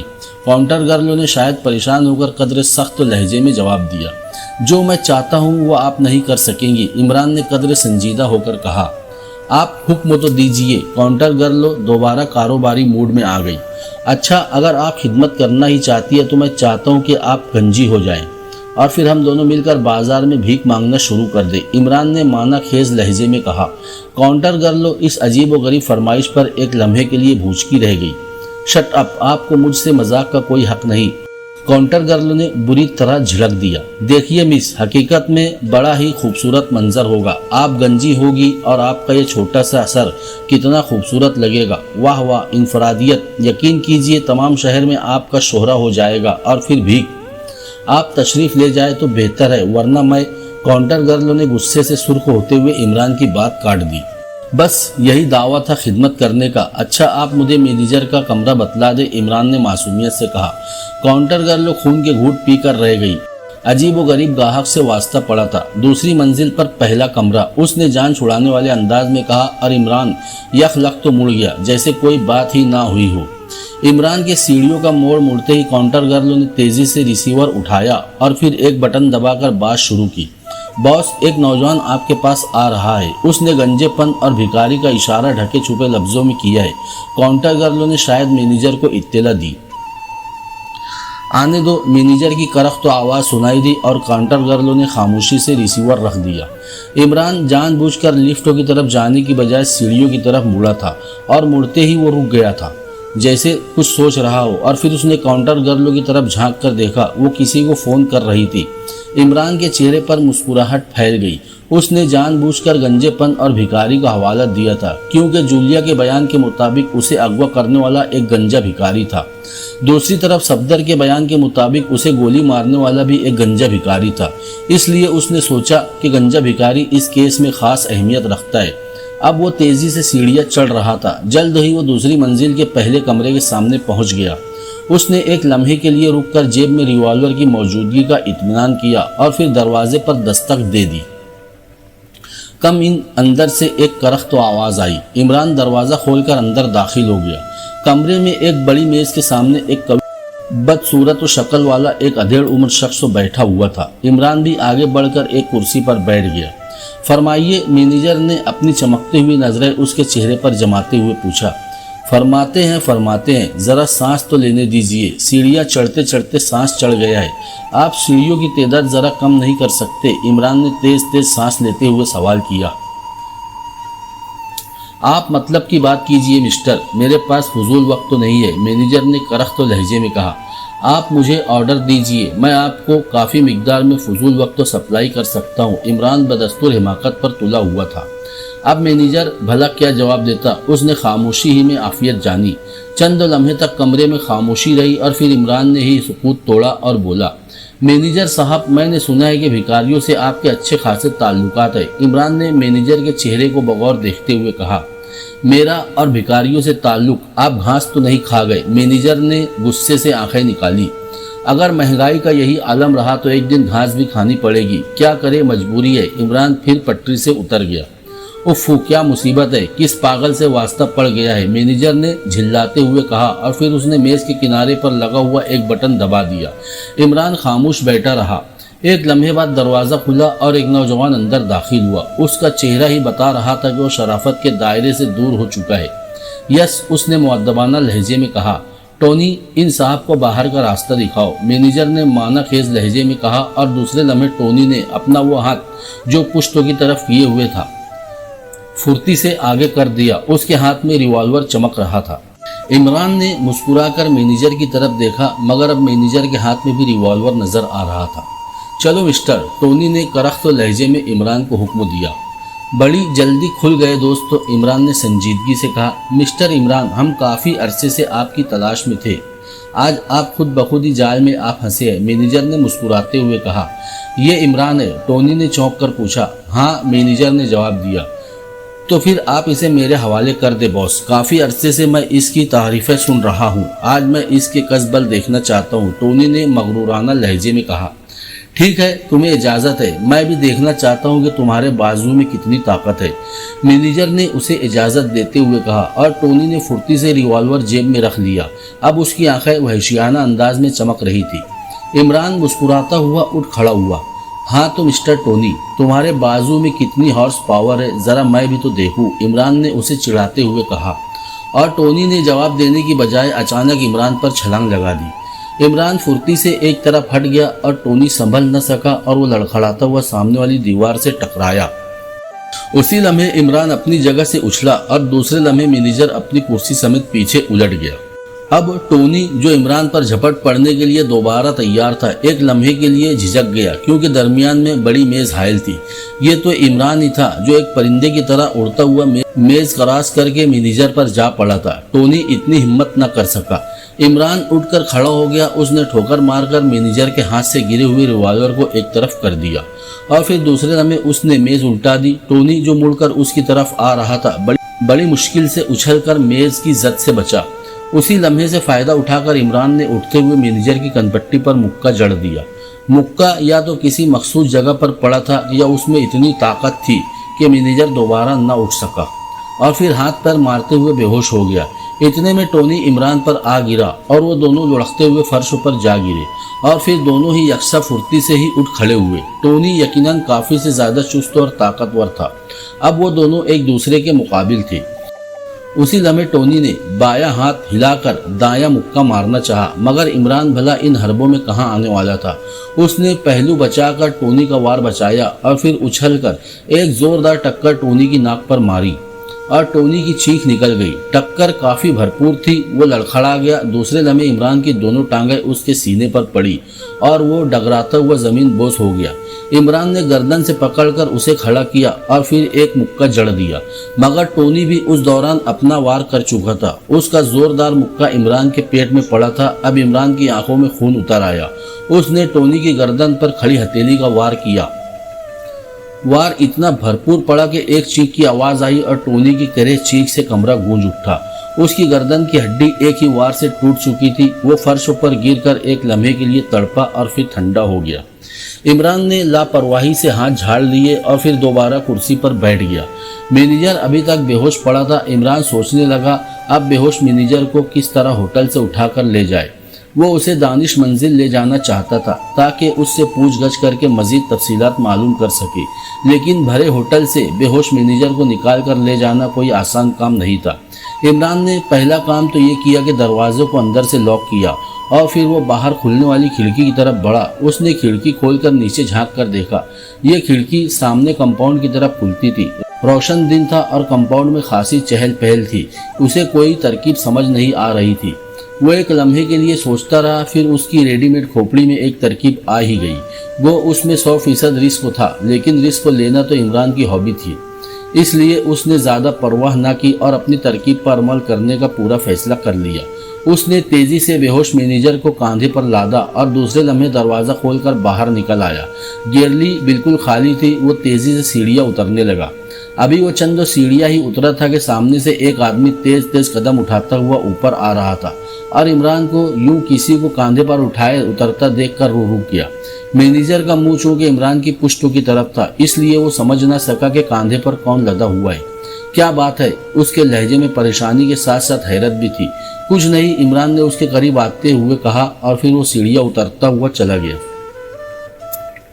وہ شخص ایک لمحے کے لیے حیران کھڑا دیکھتا رہا۔ عمران سیڑھیاں اتر کر ہال میں پہنچ گیا۔ ہال میں بیٹھے ہوئے لوگ اسے اس حالت میں دیکھ کر چونک اٹھے، لیکن اس نے کسی کی پرواہ نہ کی اور تیز تیز قدم اٹھاتا ہوا مین گیٹ سے نکلتا چلا گیا۔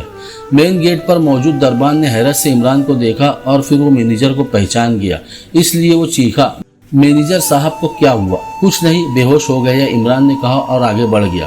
دربان حیرت زدہ کھڑا رہ گیا۔ عمران تقریباً بھاگتا ہوا پارکنگ شیڈ کی طرف بڑھا، پھر اس نے پھرتی سے کار کا دروازہ کھولا اور بے ہوش مینیجر کو پچھلی سیٹ پر پھینک دیا۔ اسی لمحے ہوٹل میں شور مچا اور پھر کئی بہرے اور دوسرے لوگ شور مچاتے ہوئے مین گیٹ سے نکلے۔ پکڑو اسے، پکڑو، یہ قاتل ہے اور مینیجر صاحب کو اغوا کر کے لے جا رہا ہے۔ لوگ شور مچاتے ہوئے پارکنگ شیڈ کی طرف بھاگ رہے تھے، مگر عمران اتنے میں کار اسٹارٹ کر چکا تھا اور پھر کار بیک ہوئی اور دوسرے لمحے ہوا کی تیزی سے کمپاؤنڈ سے باہر نکل گئی۔ عمران کی ترکیب کامیاب رہی۔ ترکیب کیا تھی؟ ایک سیدھا سادہ طریقہ تھا۔ عمران نے لوگوں کی نفسیات سے فائدہ اٹھایا تھا اور مینیجر کو لے اڑا تھا۔ گو اس میں بہت رسک تھا، لیکن عمران نے اس کی کبھی پرواہ نہیں کی تھی۔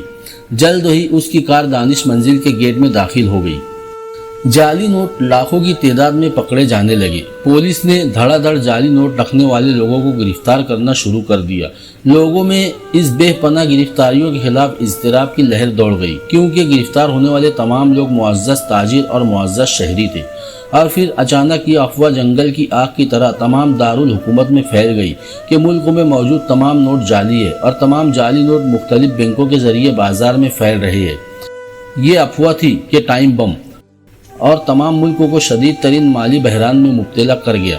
قیمتیں یکدم آسمانوں پر چڑھ گئی۔ لوگوں کو ملکی کرنسی پر اعتماد نہ تھا۔ کاروبار ٹھپ ہو گئے۔ پولیس نے بینکوں پر چھاپے مار کر تمام جعلی نوٹ برآمد کر لیے۔ بحران روز بروز بڑھتا چلا گیا۔ حکومت بوکھلا گئی۔ یہ ایک کاری ضرب تھی۔ اگر فوری طور پر اس کا سد باب نہ کیا جاتا تو ملک کو یقیناً دیوالیہ ہو جاتا۔ چند ہی دنوں میں حالات اس حد تک پہنچ گئے کہ حکومت کو ملکی کرنسی کی قیمت کم کرنی پڑی، جس سے ملک کی تمام دنیا میں ساکھ ٹوٹ گئی۔ یہ ایک زبردست دھماکہ تھا اور حکومت چیخ اٹھی۔ پولیس اور CID اور تمام خفیہ محکمے اس کا سراغ لگانے کے لیے سرگرم ہو گئے۔ جب سے سر رحمان صاحب زندہ ہو کر واپس آئے تھے، فیاض کچھ بجھا سا رہتا تھا۔ شاید ڈائریکٹر جنرل بننے کا خواب ادھورا رہ گیا تھا۔ بہرحال اس مالی بحران کی وجہ سے سب سے زیادہ شامت اسی کی آئی۔ رحمان صاحب نے اسے سختی سے جھاڑ دیا، حتیٰ کہ اعلیٰ افسران نے اسے فون پر حکم دیا کہ وہ فوراً مجرموں کا سراغ لگائے۔ معاملہ واقعی بہت نازک تھا اور فیاض کو یوں محسوس ہو رہا تھا جیسے تمام حکومت اس کی دشمن ہو گئی ہو۔ جب دباؤ حد سے زیادہ بڑھ گیا تو بوکھلا کر عمران کے فلیٹ کی طرف بھاگا۔ عمران چند ہی لمحے پہلے دانش منزل سے ہوتا ہوا وہاں پہنچا تھا۔ فیاض نے اپنی کار فلیٹ کے نیچے ہی روک دی اور پھر بغور ادھر ادھر دیکھتا ہوا سیڑھیاں چڑھنے لگا۔ فلیٹ کی نئی تعمیر کے بعد وہ پہلی بار یہاں آیا تھا، اس لیے وہ سیڑھیاں چڑھنے کے ساتھ ساتھ امتحانی نظروں سے ادھر ادھر کا جائزہ لے رہا تھا۔ چند لمحوں بعد وہ دروازے کے سامنے موجود تھا۔ اس نے کال بیل کی بٹن پر انگلی رکھی اور پھر دروازہ کھلنے کا انتظار کرنے لگا۔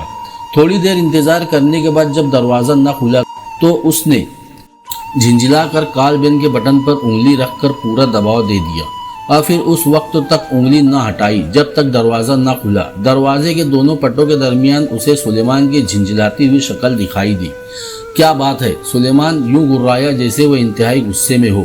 پیچھے ہٹو۔ فیاض کو بھی غصہ آ گیا۔ اس نے سلیمان کو ایک طرف دھکیلا اور بڑبڑاتا ہوا اندر داخل ہو گیا، اور اس نے سلیمان کی طرف قطعی توجہ نہ دی جو اسے کھا جانے والی نظروں سے گھور رہا تھا۔ ڈرائنگ روم خالی تھا۔ عمران کہاں ہے؟ ڈرائنگ روم خالی دیکھ کر فیاض غصے سے دھاڑا۔ سلیمان جو دروازہ بند کر کے اس کے پیچھے پیچھے آیا تھا حیرت سے ادھر ادھر دیکھنے لگا۔ ابھی تو یہی تھی، سلیمان نے حیرت زدہ لہجے میں کہا۔ تو اب کہاں غائب ہو گیا؟ فیاض بدستور جھنجلایا ہوا تھا۔ میری جیب میں ہوگا۔ سلیمان کو بھی اس کے انداز تخاطب پر غصہ آ گیا۔ Shut up! فیاض غصے سے پاگل ہو گیا اور اس نے سلیمان کو تھپڑ مارنے کے لیے ہاتھ اٹھایا۔ ارے ارے ہائے! تم لوگ یہاں چیخنے کا مقابلہ کر رہے ہو؟ عمران ایک بڑے صوفے کے پشتوں سے نکلتا ہوا بولا، اور فیاض کا ہاتھ اٹھے کا اٹھا رہ گیا۔ تمہیں شرم نہیں آتی؟ بچوں جیسی حرکتیں کرتے ہو۔ فیاض اب عمران پر پلٹ پڑا۔ پہلے آتی تھی لیکن اب نہیں آتی۔ ہائے! اس کے ہونے نے تو مجھے کہیں کا نہیں چھوڑا۔ کاش تم اسے اپنے ساتھ لے آتے، مگر تم کیوں اپنے ساتھ لے آتے؟ تم تو سپرنٹینڈنٹ ہو کہ کمیشن ایجنٹ تو نہیں۔ ہائے کوئی ہمارا! عمران اپنی تڑنگ پر بولتا چلا گیا۔ بند کرو یہ بکواس! فیاض کا دماغ آؤٹ ہو گیا۔ وہ غصے اور جھنجھلاہٹ کی انتہا پر پہنچ گیا تھا۔ عمران نے ایک صوفے پر بیٹھتے ہوئے زور سے ہانک لگائی۔ سلیمان ایک گلاس ٹھنڈا پانی لاؤ، بھائی فیاض کو دماغی بخار ہو گیا ہے۔ فیاض جو غصے سے گزر رہا تھا اپنے آپ پر قابو پانے کی کوشش کرنے لگا، کیونکہ اسے خیال آ گیا تھا کہ اس نے عمران سے کام لینا ہے۔ وہ صوفے پر بیٹھ گیا اور آنکھیں بند کر لی۔ اس کا چہرہ جو سرخ ہو گیا تھا اب آہستہ آہستہ مان پڑنے لگا۔ ارے ارے یار، کہیں بے ہوش تو نہیں ہو رہے ہو؟ اگر بے ہوش ہو رہے ہو بھائی تو پہلے بتا دو تمہیں کس چیز سے ہوش آتا ہے۔ میں تو 7 جوتے مارنے کا نسخہ استعمال کیا کرتا ہوں۔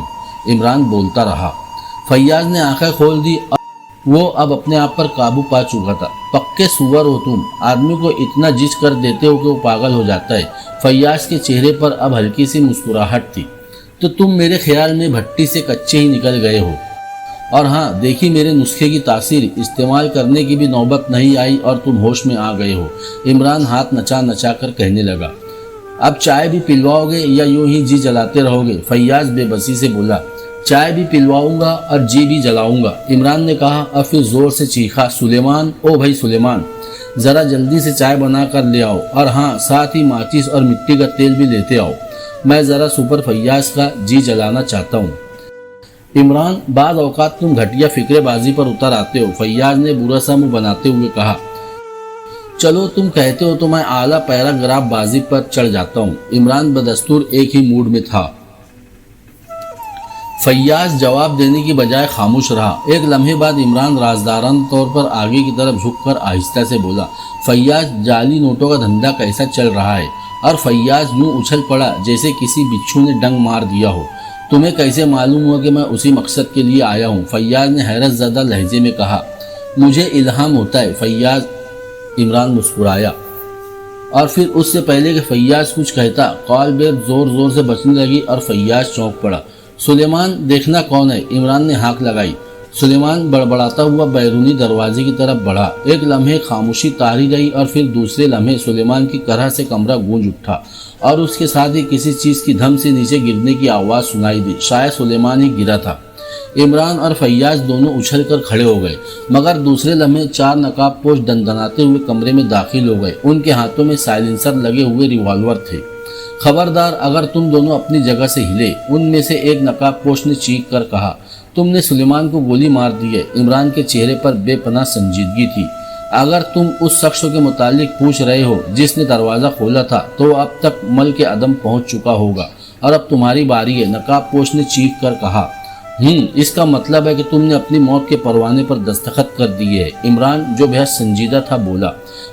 فیاض ابھی تک حیرت بھری نظروں سے چاروں ریوالور برادر نقاب پوشوں کو دیکھے جا رہا تھا۔ اب مرنے کے لیے تیار ہو جاؤ عمران، ان میں سے ایک نقاب پوش نے ٹریگر پر انگلی کی خفیف سی حرکت دیتے ہوئے کہا۔ چلاؤ گولی، عمران نے سنجیدگی سے کہا۔ نقاب پوش عمران کے اطمینان اور سنجیدگی سے ایک لمحے کے لیے جھجک گیا، اور وہی لمحہ اس کے لیے خطرناک ثابت ہوا۔ इमरान अपनी जगह से बर्क की तरह उछला और दो नकाब पोशों के दरमियान से होता हुआ दूसरी तरफ जा खड़ा हुआ। इससे पहले कि वो मुड़ते एक जोरदार लात एक नकाब पोश की कमर में लगी और फिर उसकी भयानक चीख से कमरा गूंज उठा। लात खाकर वो सीधा दूसरे नकाब पोश से जा टकराया जो ट्रिगर पर उंगली दबा चुका था। गोली सीधी नकाब पोश के सीने में पड़ी थी। इमरान ने दूसरे नकाब पोश को एक लम्हे के लिए फुर्सत न दी और उसने उसकी गर्दन में बाजू डालकर सीने से लगाया। अब इमरान महफूज था।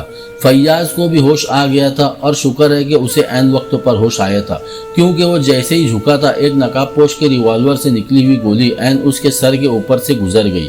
उसने भी फुर्ती दिखाई और इससे पहले कि वो दूसरी गोली चलाता फैयाज उछलकर उस पर आ गिरा।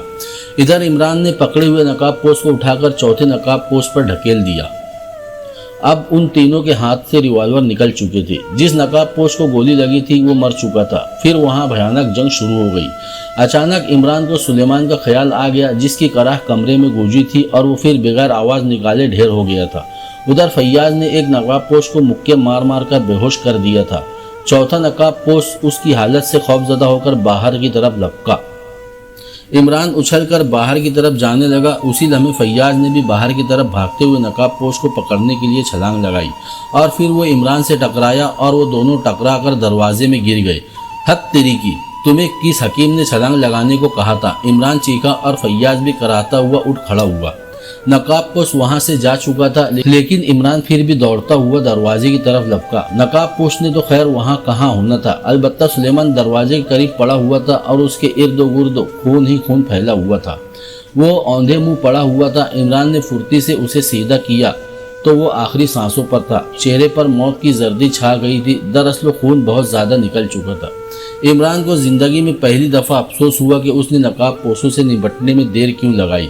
सुलेमान की हालत सख्त तो खराब थी, इतने में फैयाज भी वहां पहुंच चुका था। ये तो मर रहा है इमरान, फैयाज ने इंतहाई तेज लहजे में कहा। इमरान सुलेमान की नब्ज पकड़े बैठा था। नब्जों की रफ्तार आहिस्ता आहिस्ता मध्यम हो रही थी, डूब रही थी। सुलेमान मर रहा था और इमरान बेबस था। टेलीफोन की घंटी बजते ही कैप्टन शकील की आंख खुल गई। उसने फुर्ती से रिसीवर उठाया। Yes Shakeel speaking. X2। दूसरी तरफ से X2 की मखसूस आवाज सुनाई दी। Yes sir. कैप्टन शकील का लहजा मुअद्दबाना हो गया। कैप्टन, मेन बाजार के मशरिक में तीसरी गली के अंदर 20वां मकान मुजरिमों का अड्डा है। सफदर को वहीं जख्मी किया गया था। तुमने आज ही उस अड्डे के मुतालिक पूरी मालूमात मुहैया करनी है और अगर वहाँ कोई गंजा कवि हेकल सा शख्स मौजूद हो तो उसको अगवा करके दानिश मंजिल ले आओ। X2 ने कैप्टन शकील को हुक्म देते हुए कहा। बहुत बेहतर जनाब, मैं अभी जाता हूँ, कैप्टन शकील ने जवाब दिया। ओके, X2 ने कहा और फिर रिसीवर रख दिया। कैप्टन शकील ने मेकअप किया और फिर फ्लैट से निकलकर उसने टैक्सी पकड़ी और मेन बाजार के सिरे पर उतर गया। थोड़ी देर बाद वो तीसरी गली में दाखिल हो चुका था। उसने जेब में मौजूद रिवॉल्वर को हाथ लगाकर अपना इत्मीनान किया और फिर बेपरवाही से गली से गुजरने लगा। वो मकान गिनता चला जा रहा था। गली खाली थी और फिर वो 20वें मकान के सामने जाकर रुक गया। ये एक खासा बड़ा मकान था और उसका सामने वाला दरवाज़ा बंद था। उसके अलावा और कोई ऐसा रास्ता नहीं था जिसके जरिए कैप्टन शकील मकान के अंदर दाखिल होता। कैप्टन शकील शशो पंजों में पड़ गया कि अब क्या करे, क्योंकि अगर वो दरवाजे पर दस्तक देता तो यकीनन मकान वालों की नज़र में आ जाता। उसने इधर उधर नज़र दौड़ाई तो साथ वाले मकान की छत उसे उस मकान से मिली हुई नजर आई। उसने उस मकान के जरिए मतलूबा मकान के अंदर दाखिल होने का फैसला किया। चुनांचे उसने साथ वाले मकान के दरवाजे पर दस्तक दी। चंद लम्हे के तवक्कुफ के बाद दरवाज़ा खुला और उसमें से एक बूढ़े शख्स ने सर बाहर निकाला।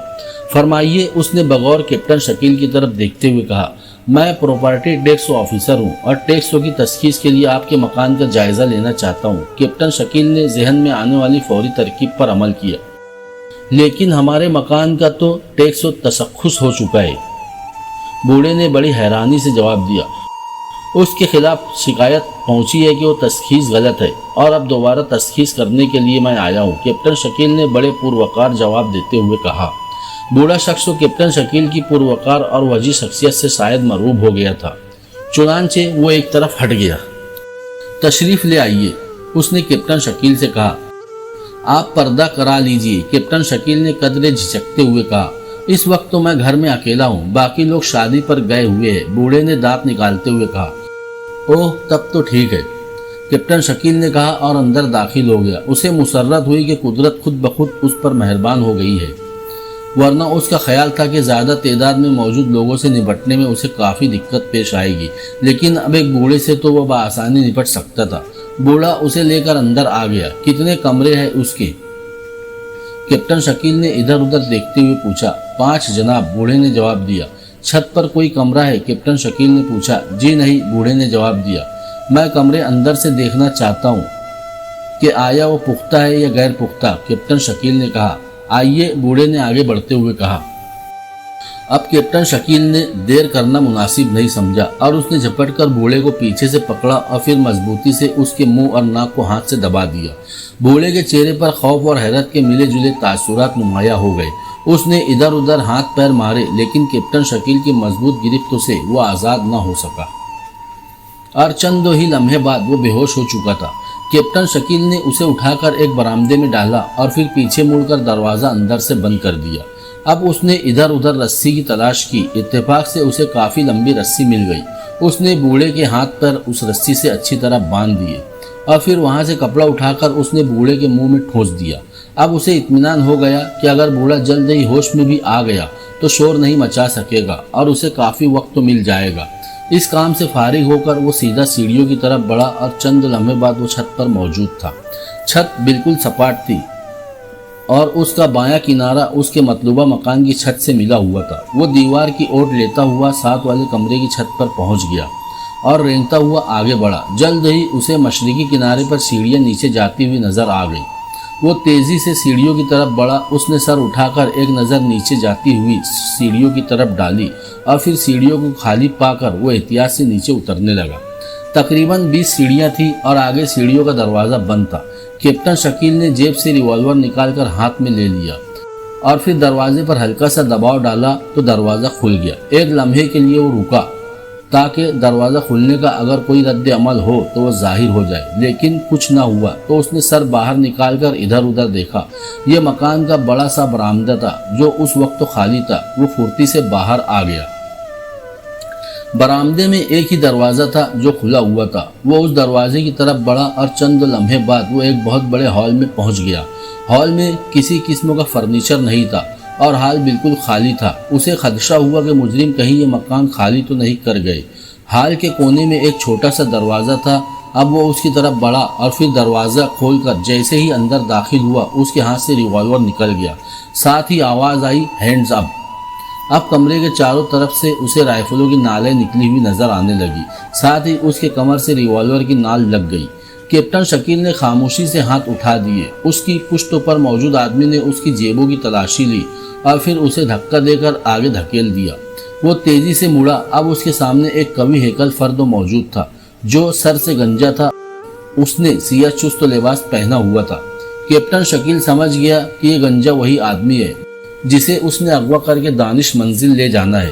اوہ، کون ہو تم؟ گنجے آدمی نے کرخت لہجے میں پوچھا۔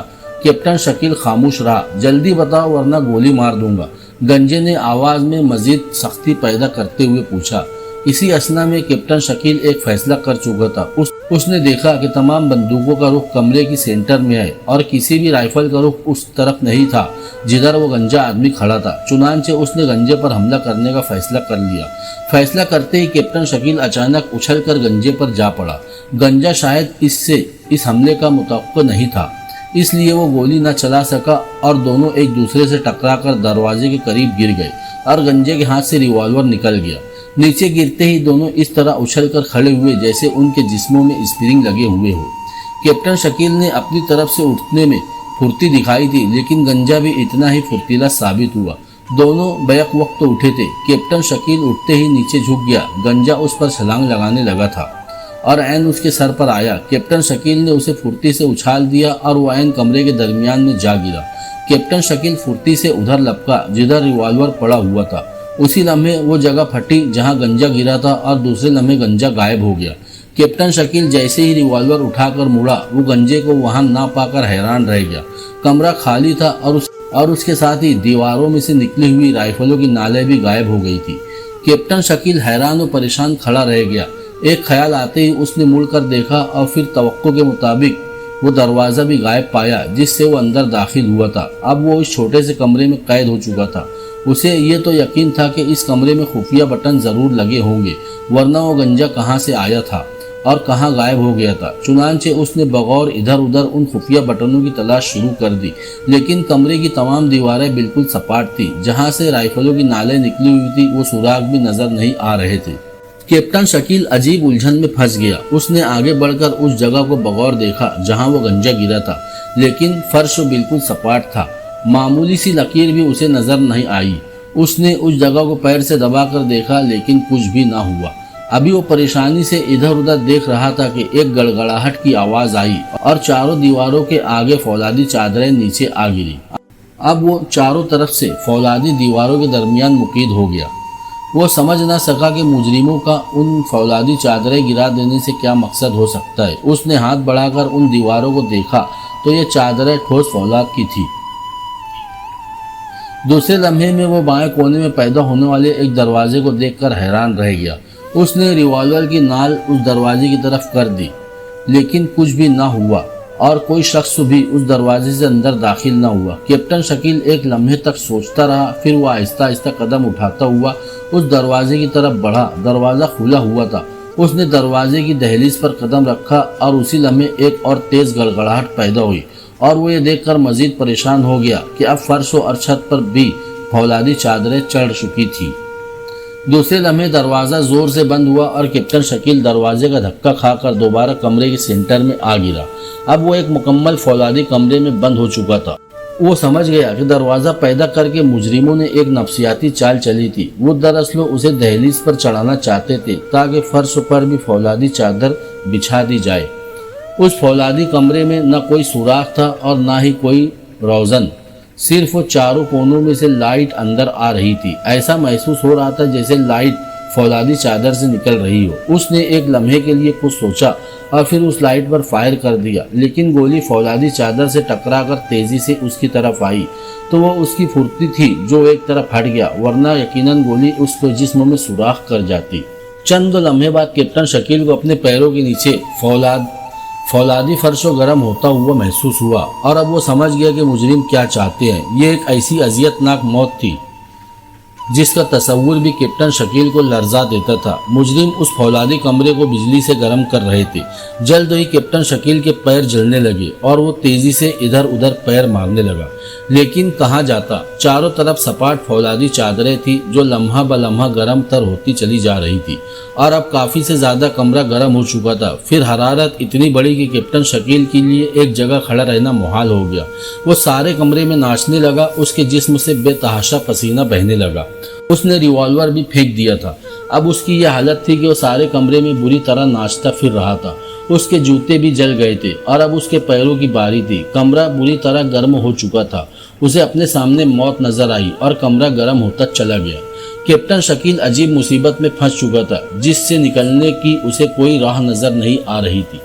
گرمی اتنی زیادہ بڑھ گئی کہ وہ کپڑے اتار پھینکنے پر مجبور ہو گیا، اور اب اس کے جسم پر صرف انڈر ویئر رہ گیا تھا۔ اس کے پیر کے تلوے بھی جل گئے تو وہ لڑکھڑا کر نیچے گرا، لیکن پھر ایک جھٹکے سے اٹھ کھڑا ہوا کیونکہ اس کا جسم جس جگہ سے بھی فرشوں کے ساتھ لگا وہاں آبلے پڑ گئے۔ گرمی کی شدت سے اس کی آنکھوں کے آگے اندھیرا چھانے لگا۔ وہ بے ہوش ہو رہا تھا اور اسے اچھی طرح علم تھا کہ اگر وہ بے ہوش ہو کر نیچے گر پڑا تو یقیناً جل کر راکھ ہو جائے گا۔ وہ کٹ پتلی کے مانند بری طرح اچھل رہا تھا۔ اس نے بے ہوشی سے بچنے کے لیے اپنی پوری قوت ارادی صرف کر ڈالی، مگر بے سود۔ اس کی آنکھوں کے آگے اندھیرا چھاتا چلا گیا اور پھر وہ ہاتھ پیر مارتا ہوا دھم سے گرم فرش پر گر گیا۔ عمران کچھ کرو، سلیمان مر رہا ہے، فیاض نے بے ساختگی سے کہا، اور عمران جو بت کے مانند بیٹھا تھا چونک اٹھا۔ اس کا ذہن جو سلیمان کی موت کے تصور سے وقتی طور پر مفلوج ہو گیا تھا جاگ اٹھا۔ عمران اٹھ کر تیر کی طرح اندر کمرے کی طرف بھاگا۔ کمرے میں پڑی نقاب پوشوں کی لاشوں سے وہ الجھتے بچا۔ اب وہ اپنے مخصوص کمرے میں تھا۔ اس نے ایک الماری کھولی اور اس میں سے ایمرجنسی ایڈ بیگ نکال کر ہوا کی طرح اڑتا ہوا واپس سلیمان کے پاس آیا۔ سلیمان مر تو نہیں گیا؟ عمران نے سخت لہجے سے فیاض سے پوچھا جو سلیمان کی نبض تھامے بیٹھا تھا۔ نہیں، فیاض نے مختصر سے جواب دیا۔ تم یہ بیگ پکڑو۔ मैं इसे उठा कर ले जाता हूँ। इमरान ने बेग फैयाज को पकड़ाया और खून में लथपथ सुलेमान को उठाकर तेजी से अंदर ले गया और उसे एक मसेरी पर लिटा दिया। और फिर उसने फैयाज से बेग लेकर खोला और उसमें से एक ग्लूकोज की बोतल निकाली और फिर उसे एक हुक से लटकाकर उसने सुलेमान के बाजू की एक रग में सुई उतार दी। और फिर जब उसने ग्लूकोज कंट्रोलर खोला तो ग्लूकोज कतरा कतरा मरते हुए सुलेमान के जिस्म में जाने लगा। इमरान ने बैग से एक सिरिंज निकालकर एक इंजेक्शन तैयार किया और फिर सुलेमान के दूसरे बाजू में लगा दिया। इंजेक्शन लगाने के बाद उसने एक बार फिर सुलेमान की नब्ज़ देखी तो उसे नब्ज़ में मामूल सी तेज़ी का एहसास हुआ। उसे कदर इत्मीनान हो गया कि ग्लूकोज शायद काम कर जाए। फैयाज एक तरफ बैठा खामोशी से इमरान और सुलेमान की तरफ देख रहा था और सोच रहा था कि इमरान वाकई हर फन मौला है। उसने जिस फुर्ती से सुलेमान को ग्लूकोज लगाया और फिर इंजेक्शन लगाने में जो महारत दिखाई, उसे कोई भी शख्स देखकर यकीन कर लेता कि इमरान एक माहिर डॉक्टर है। फैयाज, तुम ज़रा सुलेमान का ख्याल रखना, मैं अभी आता हूँ, इमरान ने फैयाज की तरफ देखकर कहा। फैयाज ने इस बात में सर हिला दिया। दूसरे लम्हे इमरान मुख्तलिफ कमरों से होता हुआ मखसूस टेलीफोन वाले कमरे में आ पहुँचा और फिर टेलीफोन पर ब्लैक ज़ीरो के नंबर डायल करने लगा। चंद ही लम्हों बाद राब्ता कायम हो गया। ब्लैक ज़ीरो, मैं इमरान बोल रहा हूँ, इमरान ने राब्ता कायम होने पर ही कहा। फरमाइए, ब्लैक ज़ीरो की मुअद्दबाना आवाज़ आई। ब्लैक ज़ीरो, फ़ौरन डॉक्टर दुर्रानी को मेरे फ्लैट में भेजो। चंद नकाब पोशों ने हम पर हमला किया था और सुलेमान गोली लगने से उस वक्त मौत के दहाने पर है। तुम जितनी जल्दी हो सके डॉक्टर दुर्रानी को यहाँ भेज दो। वो अपना मखसूस बैग भी साथ लेता आए। और हाँ, यहाँ फैयाज भी मौजूद है, इसलिए उसे समझा देना कि कोई गलत बात उसके मुंह से न निकल जाए। इमरान ने ब्लैक ज़ीरो को हुक्म देते हुए कहा। मैं अभी भेजता हूँ। सेक्शन। ब्लैक ज़ीरो का फिक्रा नामुकम्मल रहा। बाकी बातें बाद में, तुम जल्दी से डॉक्टर दुर्रानी को भेजो, इमरान ने ब्लैक ज़ीरो का फिक्रा काट कर कहा और फिर रिसीवर रख दिया। इमरान ने दरवाज़ा खोला और फिर तेज़ तेज़ कदम उठाता हुआ वापस सुलेमान के कमरे में आ पहुंचा। ग्लूकोज के कतरे कंट्रोलर के साथ लगी हुई नलकी में मुतवातिर गिर रहे थे, जिसे देखकर इमरान का इत्मीनान हो गया कि सुलेमान अभी जिंदा है, क्योंकि नब्ज़ की हरकत से ही कतरा गिरता है। अगर नब्ज़ रुक जाए यानी मौत वाक़ई हो जाए तो ग्लूकोज के कतरे गिरने बंद हो जाते हैं। फैयाज खामोशी से सुलेमान के पास बैठा उसे देख रहा था। उसके चेहरे पर गहरी संजीदगी तारी थी। शायद हालात की बुना पर था या ये वही फैयाज था जो थोड़ी देर पहले सुलेमान की ऊट पटांग बातों से झिल्लाकर उसे थप्पड़ मारने लगा था। अब परेशानी के आलम में बैठा सुलेमान को हमदर्दी से देख रहा था। कहाँ गए थे? इमरान जैसे ही कमरे में दाखिल हुआ फैयाज ने उससे सवाल किया। डॉक्टर को टेलीफोन करने गया था, इमरान ने जवाब दिया। न जाने उसके लहजे में कितनी शदीद संजीदगी उभर आई थी कि फैयाज को दूसरा सवाल करने की जरूरत ही न हुई। इमरान ने सुलेमान की नब्ज़ देखी और फिर उसे रूबाए तरक्की देखकर उसे मजीद इत्मीनान हो गया। लेकिन अभी तक सुलेमान खतरे से बाहर नहीं था। उसकी नब्ज़ किसी भी वक्त डूब सकती थी। इमरान बड़ी बेचैनी से डॉक्टर का इंतज़ार कर रहा था। उसे एक एक लम्हा सदियों पर भारी मालूम हो रहा था। और फिर डॉक्टर दुर्रानी एक बड़ा सा बैग उठाए अंदर दाखिल हुआ। उसने एक नज़र सुलेमान को देखा और फिर बगैर किसी से कुछ कहे उसने उसकी नब्ज़ और सीने की हरकत चेक की। मरीज शदीद खतरे में है, उसे फौरी तौर पर खून की ज़रूरत है, क्योंकि खून की कमी खतरनाक हद तक पहुंच चुकी है जो मरीज को किसी वक्त भी मौत के मुंह में ढकेल सकती है। वैसे आपने बरवक्त ग्लूकोज लगा दिया है, वरना मरीज का अब तक बचना शायद नामुमकिन होता, डॉक्टर ने सुलेमान को चेक करते हुए कहा। फिर इसका क्या इंतज़ाम हो सकता है, क्योंकि सुलेमान इस हालत में नहीं है कि उसे अस्पताल ले जाया जाए, इमरान ने बेचैनी से कहा। पहले मैं इसके खून का ग्रुप टेस्ट तो कर लूँ, डॉक्टर ने कहा। और फिर उसने सुलेमान की उंगली में सुई चुभोकर खून का एक कतरा बड़ी मुश्किल से निकाला और डॉक्टर ने उसे शीशे के पेस्ट पर डाला और फिर बैग से माइक्रोस्कोप निकालकर उसे बगौर देखने लगा। उसने उसमें चंद दीगर महलूल भी मिलाकर चेक किया और फिर वो फैसले पर पहुंच गया। उसके खून का ग्रुप O1 है, डॉक्टर ने कहा। मेरे खून का ग्रुप B2 है, इमरान ने जवाब दिया। मेरा खून टेस्ट तो करे, शायद O1 निकल आए, फैयाज ने पेशकश की और इमरान तहसीन आमेज नज़रों से फैयाज को देखने लगा। डॉक्टर ने फैयाज का खून टेस्ट तो किया। अब उसे इत्तेफाक समझिए या सुलेमान की खुशकिस्मती कि फैयाज के खून का ग्रुप भी O1 ही था। डॉक्टर ने जब फैयाज के खून का ग्रुप बतलाया तो फैयाज का चेहरा खुशी से सुर्ख हो गया और उसे ऐसा महसूस हुआ जैसे उसकी दिल की गहराइयों से खुशी और मुसर्रत के तूफान उतर रहे हो। उसका सर फख्र से बुलंद हो गया कि उसका खून सुलेमान की जिंदगी बचा लेगा। فیاض کے چہرے پر مسرت دیکھ کر عمران دل ہی دل میں فیاض کے اعلیٰ کردار اور انسانیت کا قائل ہو گیا۔ ڈاکٹر صاحب جلدی سے میرا خون نکال کر سلیمان کو دیجیے، جلدی کیجیے، کہیں دیر نہ ہو جائے، فیاض نے تیز لہجے میں کہا، اور ڈاکٹر اسے صوفے پر لیٹ جانے کے لیے کہا، اور پھر چند لمحے بعد فیاض کے جیتے جاگتے سرخ خون سے بوتل بھر گئی۔ فیاض کا چہرہ نقاہت سے زرد پڑ گیا تھا، لیکن اس کی آنکھوں سے نکلنے والی مسرت کی چمک اس کے چہرے کو گلنار کر رہی تھی۔ ڈاکٹر نے بوتل کے ساتھ نلکی فٹ کی اور پھر اسے دیوار کے ہوک میں لگا کر سلیمان کے دوسرے بازو میں نلکی کے سرے پر لگی ہوئی سوئی انجیکٹ کر دی۔ اب فیاض کا خون قطرہ قطرہ سلیمان کے تقریباً مردہ جسم میں جانے لگا۔ ڈاکٹر سلیمان کے سینے پر ہاتھ رکھے ہوئے اس پر جھکا ہوا تھا۔ فیاض جو اب صوفے سے اٹھ بیٹھا تھا امید افزا نظروں سے دیکھ رہا تھا۔ عمران کی نظریں ڈاکٹر پر لگی ہوئی تھی، اس کے چہرے پر امید و وہم کی پرچھائیاں لرز رہی تھی۔ خون کی آدھی بوتل جب ختم ہو گئی تو ڈاکٹر نے اطمینان کی طویل سانس لیتے ہوئے عمران کی طرف دیکھا، اور عمران کے ساتھ ساتھ فیاض کا چہرہ بھی کھل اٹھا۔ مبارک ہو عمران صاحب، مریض اب خطرے سے باہر ہو گیا ہے۔ ڈاکٹر کی آواز میں مسرت کی لرزش تھی۔ فیاض صاحب، میں آپ کی عظمت کو سلام کرتا ہوں، آپ کے ایثار نے ایک انسان کی جان بچا لی ہے۔ ڈاکٹر اب فیاض سے مخاطب تھا۔ عمران بے اختیار ہو کر آگے بڑھا اور پھر فیاض سے چمٹ گیا۔ فیاض، میں تمہارا یہ احسان زندگی بھر یاد رکھوں گا۔ عمران کے دل کی گہرائیوں سے آواز نکلی۔ اس میں احسان کی کون سی بات ہے؟ مجھے خوشی ہے کہ میرے خون سے سلیمان کی زندگی بچ گئی ہے۔ یہ میرا فرض تھا جو میں نے پورا کر دیا۔ فیاض کا لہجہ گلوگیر ہو گیا۔ عمران اور فیاض دونوں علیحدہ ہو گئے۔ حقیقت ہے فیاض، اللہ تعالیٰ کی رحمت کے بعد تمہاری وجہ سے سلیمان کی زندگی بچ گئی ہے، عمران نے بے ساختہ کہا۔ اب مجھے شرمندہ نہ کرو، فیاض نے جواب دیا۔ اسی اثنا میں ڈاکٹر نے گلوکوز کی پہلی بوتل خالی ہونے پر ہٹا کر دوسری بوتل لگا دی۔ اب عمران اور فیاض ایک طرف اطمینان سے بیٹھ گئے۔ تقریباً آدھے گھنٹے بعد ڈاکٹر درانی نے گلوکوز اور خون کی خالی بوتلیں ایک طرف ہٹا دی۔ اب جلد ہی سلیمان کو ہوش آ جائے گا، لیکن اس کا فوری آپریشن کرنا پڑے گا تاکہ اس کے جسم کے اندر موجود گولی کو باہر نکالا جا سکے۔ اب سلیمان اس قابل ہے کہ اسے ہسپتال لے جایا جائے، چنانچہ اگر آپ اجازت دے تو میں اسے ہسپتال لے جاؤں۔ ڈاکٹر نے اجازت طلب نگاہوں سے عمران کی طرف دیکھتے ہوئے کہا۔ ضرور ضرور، بھلا اس میں پوچھنے کی کیا بات ہے؟ چلیے میں سلیمان کو اٹھا کر نیچے آپ کی کار میں لٹا آتا ہوں، عمران نے کہا، اور پھر اس نے بے ہوش سلیمان کو اٹھایا اور سیڑھیاں اتر کر نیچے موجود ڈاکٹر کی کار کی پچھلی سیٹ پر لٹا دیا، اور پھر ڈاکٹر کی کار اسٹارٹ ہو کر تیزی سے آگے بڑھ گئی۔ عمران اور فیاض سیڑھیاں چڑھ کر دوبارہ اوپر آ گئے۔ یقین کرو عمران، آج زندگی میں پہلی بار احساس ہوا ہے کہ سچی مسرت کسے کہتے ہیں، فیاض نے کہا، اور عمران نے اس بات میں سر ہلا دیا۔ اب ذرا ان نقاب پوشوں کا دیدار تو کر لے کہ یہ حضرت ہے کون، عمران نے کمرے میں داخل ہوتے ہوئے کہا۔